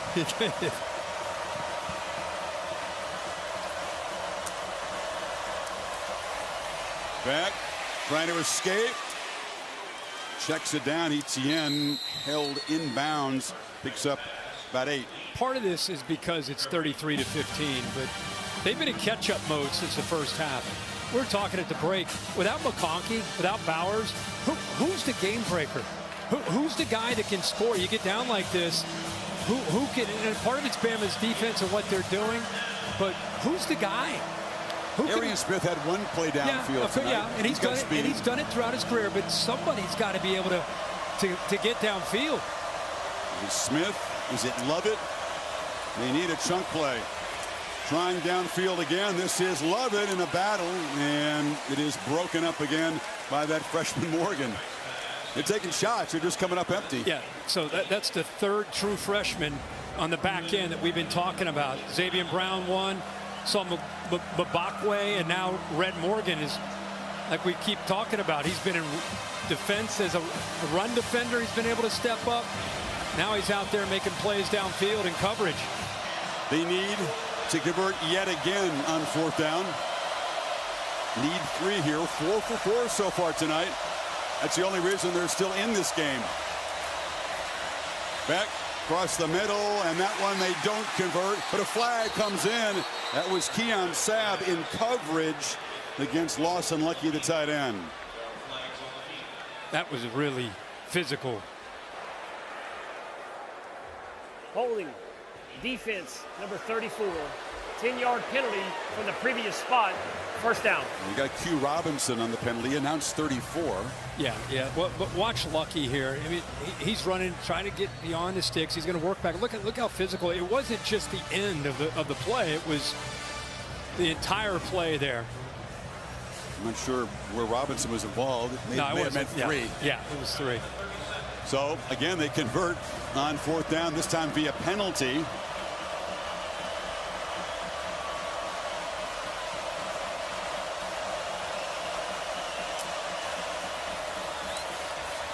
Across the middle, and that's an accurate throw and a nice catch by Evans in traffic. He's come up big tonight. Had just 1 catch coming into this game. See, they're showing man-to-man here, and then they get out of it and they roll to cover 2. So he's got to be able to hit that seam inside of that safety. Good throw that time. 20-yard gain, playing with tempo. Back another long throw, and the catch made. And fighting down near the goal line is Colby Young, the tall physical player. They came from Miami, 1st and goal now. Yeah, 6'3". Now you got 1 safety in the middle, so that tells you have 1-on-1 on the outside. Why not just throw it? He looks like he's covered. Throw it, bring him back to the ball, and it's 6'3". Adjust nicely. Back again across the middle. Bobbled, caught, touchdown. Lawson Lucky. Tight end again, coming up with a big play. And Georgia showing a lot of fight and good bounce back from Beck after his 3rd turnover tonight. Now Beck is seeing the field. Now this is the Carson Beck that we've grown to come to kind of expect his ability to read coverage and deliver the football. Good job of coming back. Almost lost the handle of that football, but able to hold on to it. Again, going for Dos, brought to you by Dos Equis, trying to cut this to an 11-point margin. Excuse me, a 10-point game if they make this.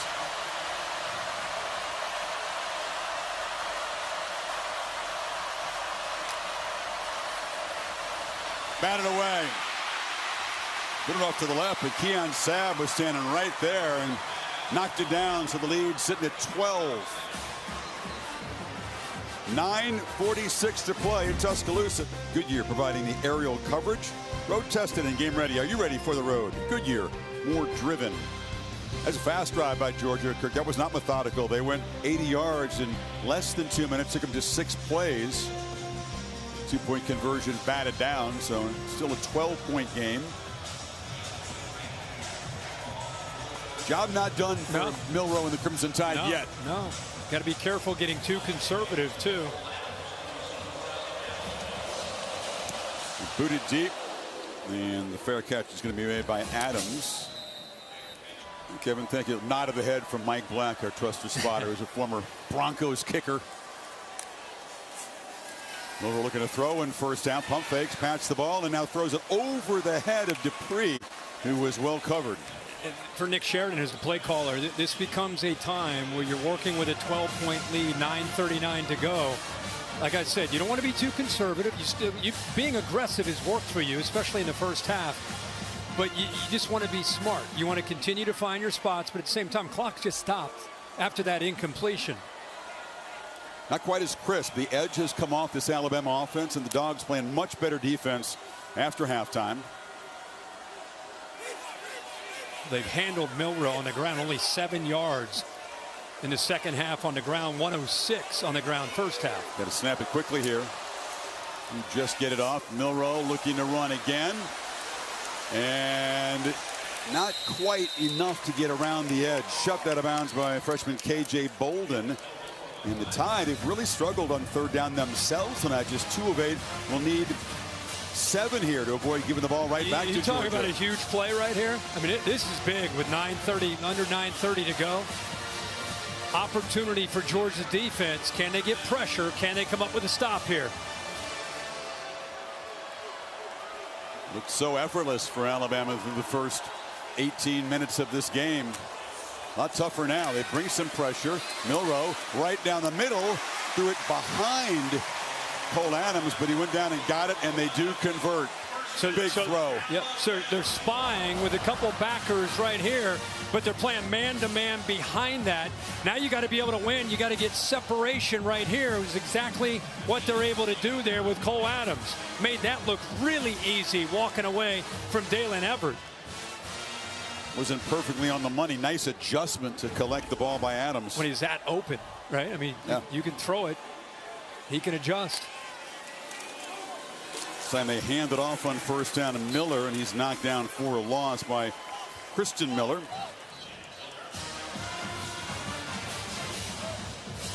Every time, as you said, big play, because look at this clock running. Now you sense that although they want to continue to be aggressive, they will become much more conscious of using this clock in a two-possession game. Yep. Work the play clock down. They've got 20 more seconds to play with here. Georgia just hanging around, just on the fringe. We snap it at 13. Keeper by Milroe. They were grabbing at that ball. Did he come out? Tyrion Ingram Dawkins was ripping at the quarterback's arm. Thought he had a takeaway, but Milroe did well to hold on to it. Yeah, I thought he got in there and had a chance. He did attack the football, which you're expected to do down 12 in the fourth quarter. Milroe held on, but another third down.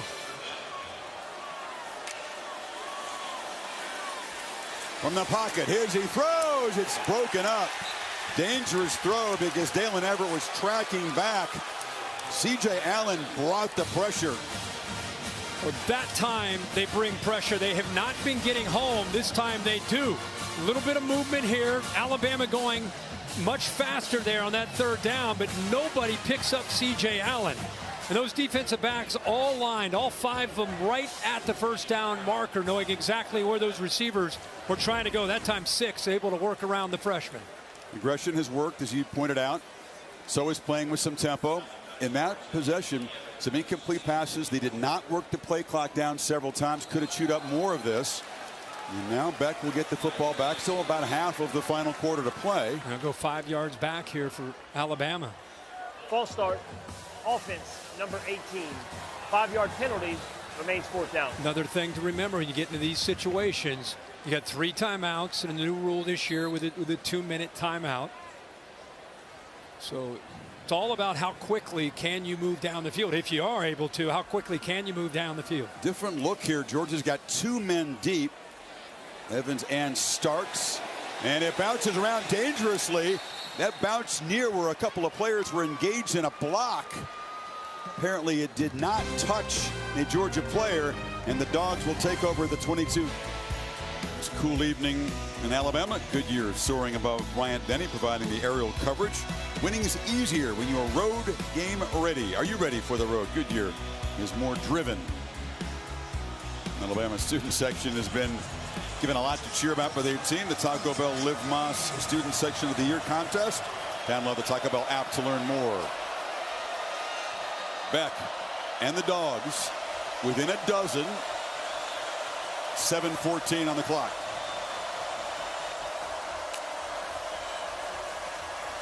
Beck steps up, pitches downfield, and hits a man. It's Cash Jones, who's become a weapon out of the backfield, and all of a sudden, Georgia in Bama territory. Yeah, they do a nice job of sliding him out, kind of on a wheel route here. Watch the coverage adjust with the receiver that goes downfield, Bell. Then he gets behind that defensive back. How about that throw by Carson Beck? This is the 15 we're used to seeing here in this second half. Who can give you explosive plays? Cash Jones comes up with a 30-yarder. Beck pressing the ball downfield into coverage again. Caught! Arian Smith at the 1-yard line.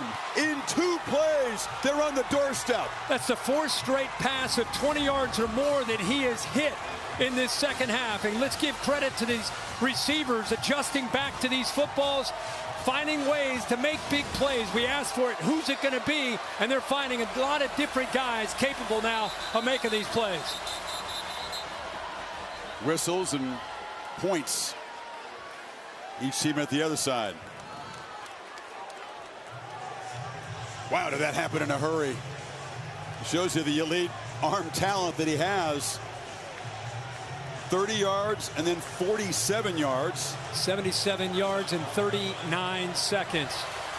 All of a sudden, it's Alabama looking a little bit dazed. Cass Jones, who made that first big play, takes the handoff and just runs right into a crimson wall. John Campbell and others make the play. Now down 12. Every play they don't get in the end zone, he chews into the clock. Clock is stopped. There's a Georgia offensive player down on the field. It's Jared Wilson. Let's go back and look at this catch. A couple big plays by this offense, Chris, that you're referring to. Cash Jones had one of them, and then we go to Arian Smith. We talked about how he's made so many big plays in his career. There's the progressive pylon cam to show you if he got close or how close. He's down at a 1 yard line. Brown saved the touchdown there, but wow. Carson Beck has overcome 3 turnovers tonight, trying to rally his team to the biggest comeback in Georgia history, as them within striking distance of cutting this into a 1-score game. Holly? Well, guys, big development down here. The center, Jared Wilson, is down injured. Tate Ratledge, who was out tonight injured, is normally their backup center. So the third-string center, Bobo, is coming in. That is Mike Bobo's son, Drew, the offensive coordinator for Georgia. He just took some snaps with Carson Beck. What a turn of events on the goal line. Yeah, he's obviously proud of his kid. A big high school lad. ball in Auburn. Yeah, 6'5", 305 pounds. Redshirt sophomore getting baptized in here. How about Big Drew coming in here with the game on the line down inside the 2 yard line with that defensive line just teeing off, helping Jared Wilson off. You know, the line of scrimmage, it's like Damon Payne pushed into the backfield, 44 right there. That was a lot of violence down there in the pit, as you'd expect. This would be a tough loss if Wilson is going to be sidelined for a while. In the meantime, Georgia got pushed back on that play. So the football is sitting just inside the 3 on 2nd and goal. We talked earlier about short yardage and goal line, how tough it is with the size of these linemen. You got to work the edges or a quick pass. ETN is the back. End around. Bell breaks into the end zone. Georgia very much alive and looking dangerous now. Picked up a nice block by Colby Young, and then the 2 tight ends, Delp and Lucky. We just said you don't want it going to the interior there. Good job by Mike Bobo calling it to get it outside. By the way, nice job of getting that snap up there by Drew Bobo. And now we got another player down. This is Tim Keenan. All the summer conditioning, Alabama under DeBoer calls it the 4th quarter program. Kirby Smart said that there's been obviously a lot of intensity. Teams playing with some tempo. It's a real gut check here in the final 6 minutes on both sides. Touchdown again. Krista block here. Outside blocks. Quick motion right here by Bell. It just opened up. Well, we said there's going to have to be urgency, quick strike, and they've delivered that. Last 2 touchdown drives, 80 yards in a minute 46. That last one, 78 in a minute 35. I mean, this game, there are a lot of people that probably went away from this game 30-7 at halftime. Felt like it was even worse than that for Kirby Smart. Kirby Smart goes in there, not used to talking to the Bulldogs, and they're down like that. Usually other teams are down like that. And we kind of kept saying as they were working their way back, you know what? He should be proud of his team. They're fighting. They're continuing to give themselves a chance. It's exactly what he probably told them. Just keep plugging along. We're going to get back into this game. And now, here they are, within less than a possession here, taking a lead. We have 1 possession. You just go up. It's 28-0 about 3 minutes into the 2nd quarter. 28-5 has been the edge for Georgia since then. And Alabama, they got a little comfortable in the lead. They've not throttled back on the aggression in terms of the play calling. They haven't been nearly as crisp, and Milroe has really been contained as a runner and a thrower for the most part since then. We were talking at halftime. I think Milroe just won the Heisman. I mean, it was like that kind of first half. Incredible in every phase of the game. But Georgia made the adjustments. You talked about it, how they've done a good job of making adjustments throughout this year. He's done a great job of making adjustments throughout his career as a coach. And so that's not surprising. What's surprising is that their offense and Carson Beck has caught fire here in this 2nd half. All of a sudden, Milroe And this Alabama offense have got to come away with some points here, or Beck and this suddenly on fire Dogs attack is going to get the ball back with a chance to win it. And this is mishandled by the freshman. A disastrous play. They have to just fall on it. That was Ryan Leaves back there. Not a role that he's really played as a returner. Inexperience showing, and they're really backed up. And they're looking at each other. You know, they're looking at each other. You have it, I have it, do you have it? And again, that's a 17-year-old. Not that it's his fault, but it's just miscommunication. And Adams just says, I got to get on top of this football. So they're inside their own 5-yard line. Alabama had 355 yards of offense and 30 points in the first half. They have 98 yards and 3 points here in the second half. And now they're backed up inside, what are they, at the 2-3 yard line? Man, has the mood shifted in here. High anxiety for the Tide faithful here in the end zone. Haynes trying to run out, just gets a little breathing room out near the 7. How crazy is momentum in this sport of college football? In Alabama, their fans have been singing songs and having a great time and thinking about what they're going to do after the game. I'm talking about the majority of this game, 85, 90% of the game. And Georgia just kept battling. Here they are. Milroe from the end zone. High throw, dangerous, and the catch is made for a first down by Jeremy Bernard. Not quite as accurate in the second half, Milroe. Bernard had to make a nice adjustment there. And Miller got pressure on Jalen Milroe and forced him to throw that ball and kind of fall back as he threw it. I think that's what impacted his accuracy.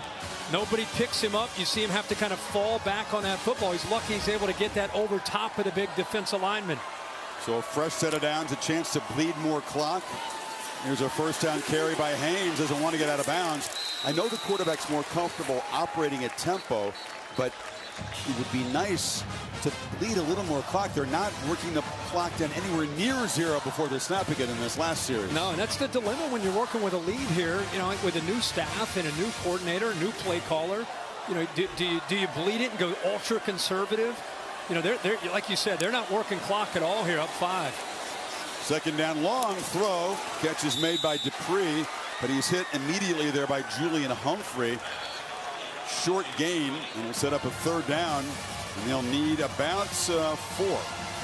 Alabama's facing a defense that has more depth. Remember, that was an issue for Georgia. They had some of their defensive linemen down. They're back tonight. They're doing a great job of rotating, allowing them to stay fresh for moments like this in this game.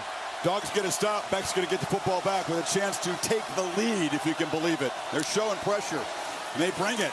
And Milroe on the move, makes the catch. Just as Haynes doesn't quite get there. C.J. Allen stops him short of the marker. 4th down. Decision for DeBoer. Does he dare go for it here? Wow, big decision and great hustle from this defense. C.J. Allen was blitzing on this play. Number 3, he's in the middle of the defense. Haynes makes Malachi Starks. Look at 3 in the background. Without that effort, that's an easy first down. He gets him short with the effort, and Georgia stops Bama. They're going to punt the football and credit C.J. Allen for that play right there. The miscommunication, the mishandled kick return really set him back, proved to be costly. And now Burnip will try to deliver a bomb if he can. Anthony Evans standing back at the Georgia 28 and steps up to make a fair catch at the 33. Now Carson Beck has looked incredible in these last 2 drives from Georgia. Mixing up, just seems like he felt like he's seeing the coverage, trusting his receivers to adjust the ball and make plays. It's been everybody. Colby Young, lucky with a touchdown. Here he slips out. Cash Jones out of the backfield. Takes a shot here to the veteran Arian Smith, who adjusts back to the football. Unbelievable job, and now he gets the ball in his hands, down 5 with 2:42 to go with 3 timeouts.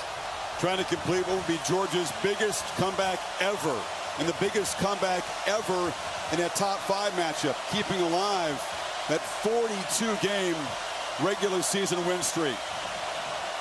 Plenty of time.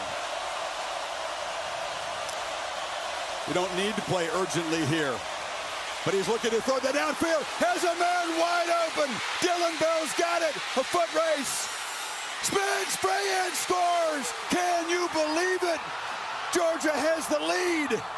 67 yards. This place is stunned and silent except for the Georgia section. I mean, I'm in awe of this. This is what makes it, oh my gosh. This is what makes this sport so amazing. Carson Beck with the play maybe of his entire career. If you consider how badly it started. Yeah. The 2 interceptions, the fumble, inaccurate, just not seeing things at all. Overcome. You know, you earn more respect, regardless of how this thing finishes. You earn more respect for Carson Beck tonight than anything he's done, in my opinion, for fighting through this adversity. Going for Dose again, brought to you by Dos Equis to make it a 3-point lead for Georgia. Beck takes off and will not get there. Stretches, but comes up short of the goal line. Chris, let's go. You just said you don't necessarily have to hurry. But they did. and yet they did. Here's Bell, and here's the safety that ends up jumping this little shimmy, little inside move and up. Watch the move by Beck. The safety has his eyes on it. Beck gets it a little shoulder, just enough for the safety to try to jump it. That's how he ends up getting open. That is Sav, the transfer from Michigan. And this is where Bell shows you his toughness and physicality. What a call. Little inside move, get the safety to bite, and then get behind him. And a great throw by Carson Beck. And unbelievable. Georgia has taken the lead 34-33. This could be the largest comeback in the top 5 matchup of all time. The biggest in Georgia history. I'll tell you, all of a sudden, what a shift for Milroe. They've been playing with the lead. It was a party in here. Now he's got to engineer a drive to avoid a total collapse. And they have zero momentum. The same 2 guys are deep here. Williams and Adams in this delivers to let this one bounce into the end zone. So here comes Jalen Milroe. Talked about a monstrous first half. 100 yards rushing, 200 passing, 3 total touchdowns. Very quiet since midway second quarter. Yeah, but this is where they got to shift mindsets. Again, there's no rush. 3 timeouts, 2:30 to 2:31 to go. You have the 2-minute timeout. You just got to get a first down.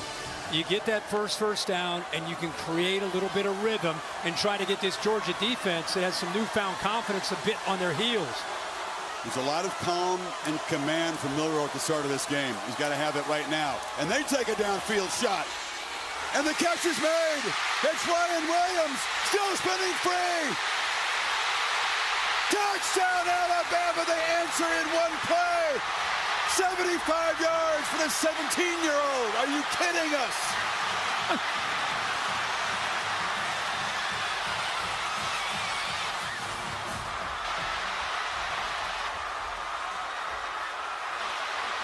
Pandemonium in here. Unbelievable. We're saying just get a first down, create a little rhythm. Instead, they go for the jugular. Middle field safety, one-on-one matchup. Why not go to this 17-year-old lined up that time against an inexperienced corner who's got talent in Humphrey? What an adjustment back to the ball. This kid just has the it factor, and he showed it right there. Time to go for Dose again. A lot of beer handed out here in the fourth quarter. Dos Equis bringing it to you. This to make the lead 6-7 actually. Low throw, goes down and grabs it. Jeremy Bernard. Wow. Well, Chris, this is a great read by Milroe, who hasn't really made a play since the first half, but what he saw is this right here, a middle field safety, which tells him, I think I got a shot to my guy that can make a play to the outside. He's one-on-one. Look at the DB, never located the football. The receiver, Williams, does. That's why he was able to adjust back. Julian Humphrey never saw it. Out on an island, because of the quickness there off the line of scrimmage. Look at this. It's not the greatest route, but it's the awareness and the ability to come back to the ball. And then what he does after the catch, this isn't a big guy. He's 175 pounds, but he just knows how to make plays when it matters. And he makes a huge play for Alabama. What an answer by the Tide. That was special in about 3 ways. The speed to get open, the adjustment that he makes, and then the elusiveness, the spin move down the sideline. Here's Bernard going down low to ground the 2-point try. beat Malachi Starks there man-to-man. So Georgia, after all of that, had the lead for 13 seconds. Yep. And they find themselves again needing to rally. Again, they have plenty of time. That's the downside of striking so quickly. As they left Georgia the 3 timeouts plus the 2-minute timeout. And this Bama defense is all of a sudden really, they have to find some answers here in the back. Are you okay? You've had some big calls here. I mean, I'm excited. You got 218s, so you better get him some water here. We got. Well, the Dolphins and the Titans deliver on Monday night like this. I'm not counting on it. I'm not feeling that. What's Carson Beck thinking? He's been really in the zone. I mean, is it just going to be heave-ho downfield again? He doesn't have to do it. He doesn't have to. I mean, why question it? The way the receivers are playing, the way he's seeing coverage right now. I mean, it's survival of the fittest. It's a battle, heavyweight battle. Imagine this, though. You're going to come all the way back. You take the lead for the biggest comeback in the long, proud tradition of Georgia football, and now you got to go back out there in a heartbeat. But you got a down 7. You got a red-hot quarterback. You got to keep believing and keep trusting. The 3 timeouts, again, plenty of time.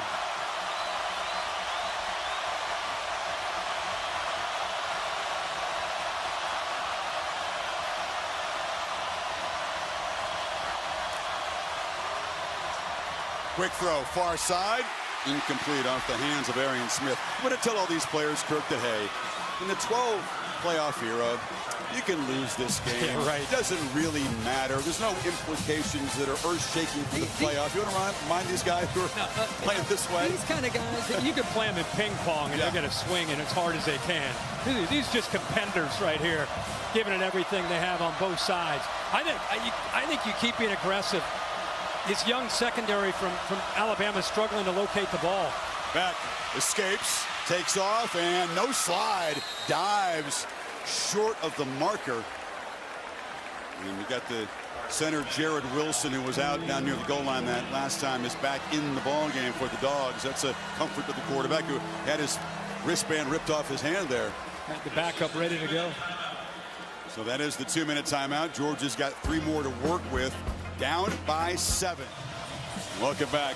It's become a quarterback duel here. Carson Beck, until some hollow yards at the end of the half, had like 50 passing yards. He has 306 in the second half. Milroe, a long period, they lost rhythm, and then that strike to Williams to put him back up by 7. Can Beck answer?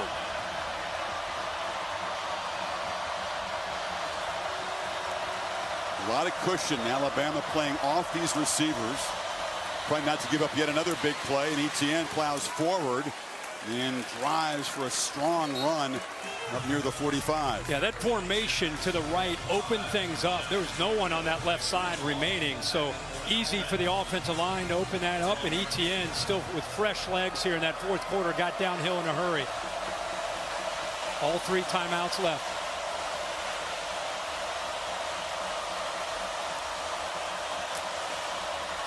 Pressure comes. They pick it up and back off his back foot. A battle on the sidelines. No flag as Keon Sabb was defending Lucky.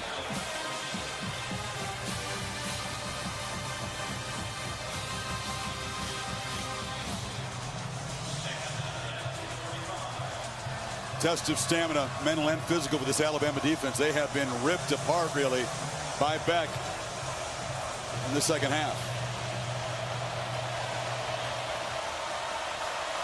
Somebody on this Bama defense going to have to make a play to avoid Beck perhaps taking this game to overtime. Plenty of time again. Sideline throw, catch made, and skipping out of bounds after an 8-yard gain is Bell. It'll be 3rd down and short. Arian Smith, 132 yards receiving tonight. Bell now right at 100. Both of those two have stepped up. Lovett, 7 receptions. So those have been the main targets.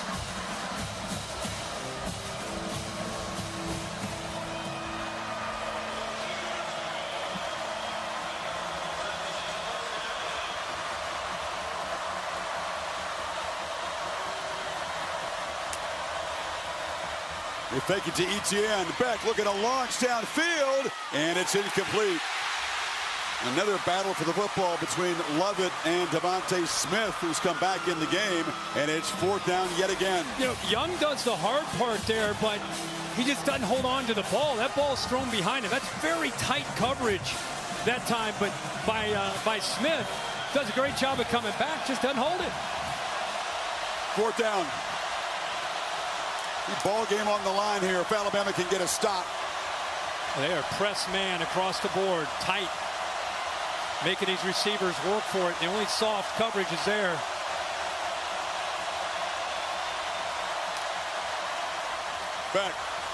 Back pedals, converts. Catch made to the 36 by Colby Young. That time Young does hold on to it. What a great job. Clutch right there. Game on the line, and throws an absolute dart right into the face mask of Young, who holds on. Pretty tight coverage that time by Damani Jackson. 5 for 5 now on 4th down. They haven't been great on 3rd down, but 4th down they've been on fire. It's Devontae Smith again laying flat on the field, helmet off. Went to the locker room earlier, came back out, and is involved in the action here. Now being looked at again.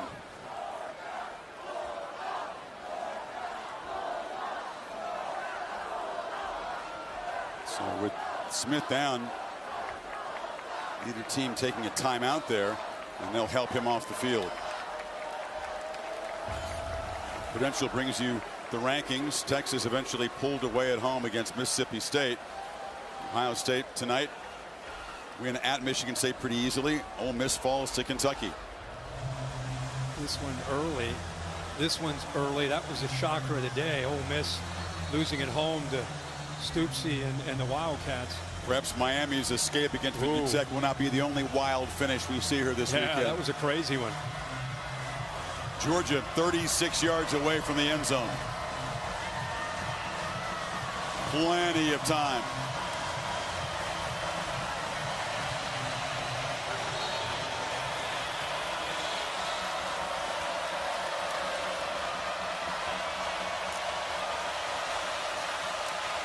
Beck rolls out, scans, could have thrown or ran that time. That time tucks it, dives forward for a short gain. Clock running. Yeah, Kirby uses a timeout there. Smart decision by Beck. Once he cleared out of the pocket, rolled right, there's nobody open. Alabama had everybody covered, and so instead of throwing it away, at least he picks up a few yards, and they use their first timeout. See, Kirby wants to kind of hit the pause button here. Let's stop and think this out. Don't have to play in a hurry here. They do still have the 2 timeouts. I love to watch the communication. You know, you get to a timeout, you think it's all about the coaches, but when you have a guy like Beck who understands things, you know, he's in the middle. He's talking to different players. He and ETN talking things over. They really value what he brings to the table. He's out there. He's the one seeing it. So they trust what he's seeing, what he's feeling. And he sure has felt it in the second half. Great field coverage, delivering the ball much more on time, more decisive. Milroe, who just put his team back in front, perhaps wishing he could have spent a few more seconds on the field. Got a matchup up top, one-on-one. Final minute of regulation. There it is. Look in that direction, looping throw, battle broken up. It was just a little bit underthrown for Young. Zabian Brown, the true freshman, out there on an island. They intentionally put trips into the boundary, and they went to the other side, one-on-one against the young true freshman.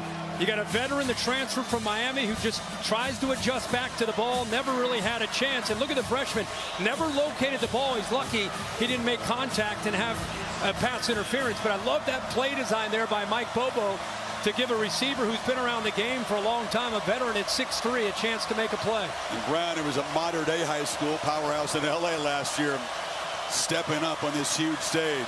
3rd down, 8. Flags down.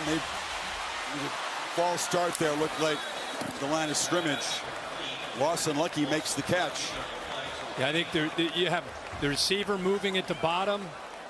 You also have Alabama moving. Offsides. Defense number 14 in the neutral zone at the snap. The penalty is declined. The result of the play is a first down. The runner was out of bounds. The clock will start on the snap. Yeah, Bill, I don't know what's going on here. You have movement here, but you also have movement in the trenches. How'd you handle that one, Bill? It's a live ball foul. He came into the zone, then the ball got snapped. He drew no offensive players off. So with the receiver moving as well, okay. Georgia 20 yards away. Back. Launches for the end zone. Jump ball. Intercepted. And Zabian Brown, the freshman, makes a game-saving play for Alabama. Talk about stepping up in a massive way 4 games into your college football career. Unbelievable. You know, instead of being press man, Chris, the true freshman gave the bigger receiver some room. About 10 yards off the line of scrimmage. You'll see him as you way out to the left. And what it allows him to do is this time, look how he locates the football. The previous time he did not. This time, because of the cushion, he was able to see the ball. And he's got the athletic ability, once he sees the ball, to be able to go up high point and be an athlete and take it away from the taller receiver at 6'3". You know the comparison they made, Zabian Brown, Womack and company, Patrick Surtain, as a freshman, just came in incredibly locked in. Tremendous understanding of the game. So instinctive and obviously athletically gifted. He talked about a Hall of Fame guy. That's the comparison they make about Zabian Brown. There's something about Alabama defensive backs. Yep. I mean, Saban left the cupboard far from bare. They had to keep the commitment to these guys. What a play and what a battle here. Yeah, this, by the way, 2 number 2s for Alabama. Zabian Brown getting it done on defense, and Ryan Williams, number 2, the true freshman, getting it done on the offensive side with 6 catches, 177 yards. Man, what can you say? I mean, Alabama wins this game. It's a big showdown in week 4, but Georgia left for dead at 30-7. Didn't look like they had any clue how to stop Milroe. Deserves a ton of credit for getting in there at halftime, fighting back, taking a lead, albeit it lasted 13 seconds, but having the ball with a veteran quarterback in the red zone and having a chance to maybe take the lead and win this thing. So, battle of the Titans, and it lives up to the hype there in this second half. And we said there's some wrinkles. There's some unknowns. 2 guys who were in high school a year ago, as you pointed out, made the monstrous play. They both wear number 2 in crimson. The eventual game-winning touchdown by Ryan Williams. I had a brief chat before the game and said, "You don't look like this is too big for you." He goes, "No, sir, I'm ready." Georgia thought they might pull off the biggest comeback in school history. Alabama struck back, and Georgia denied in the end zone by an interception.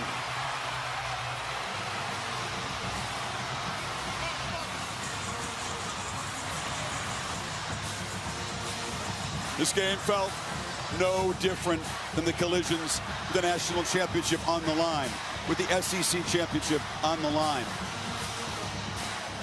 Every bit as hard-fought and compelling.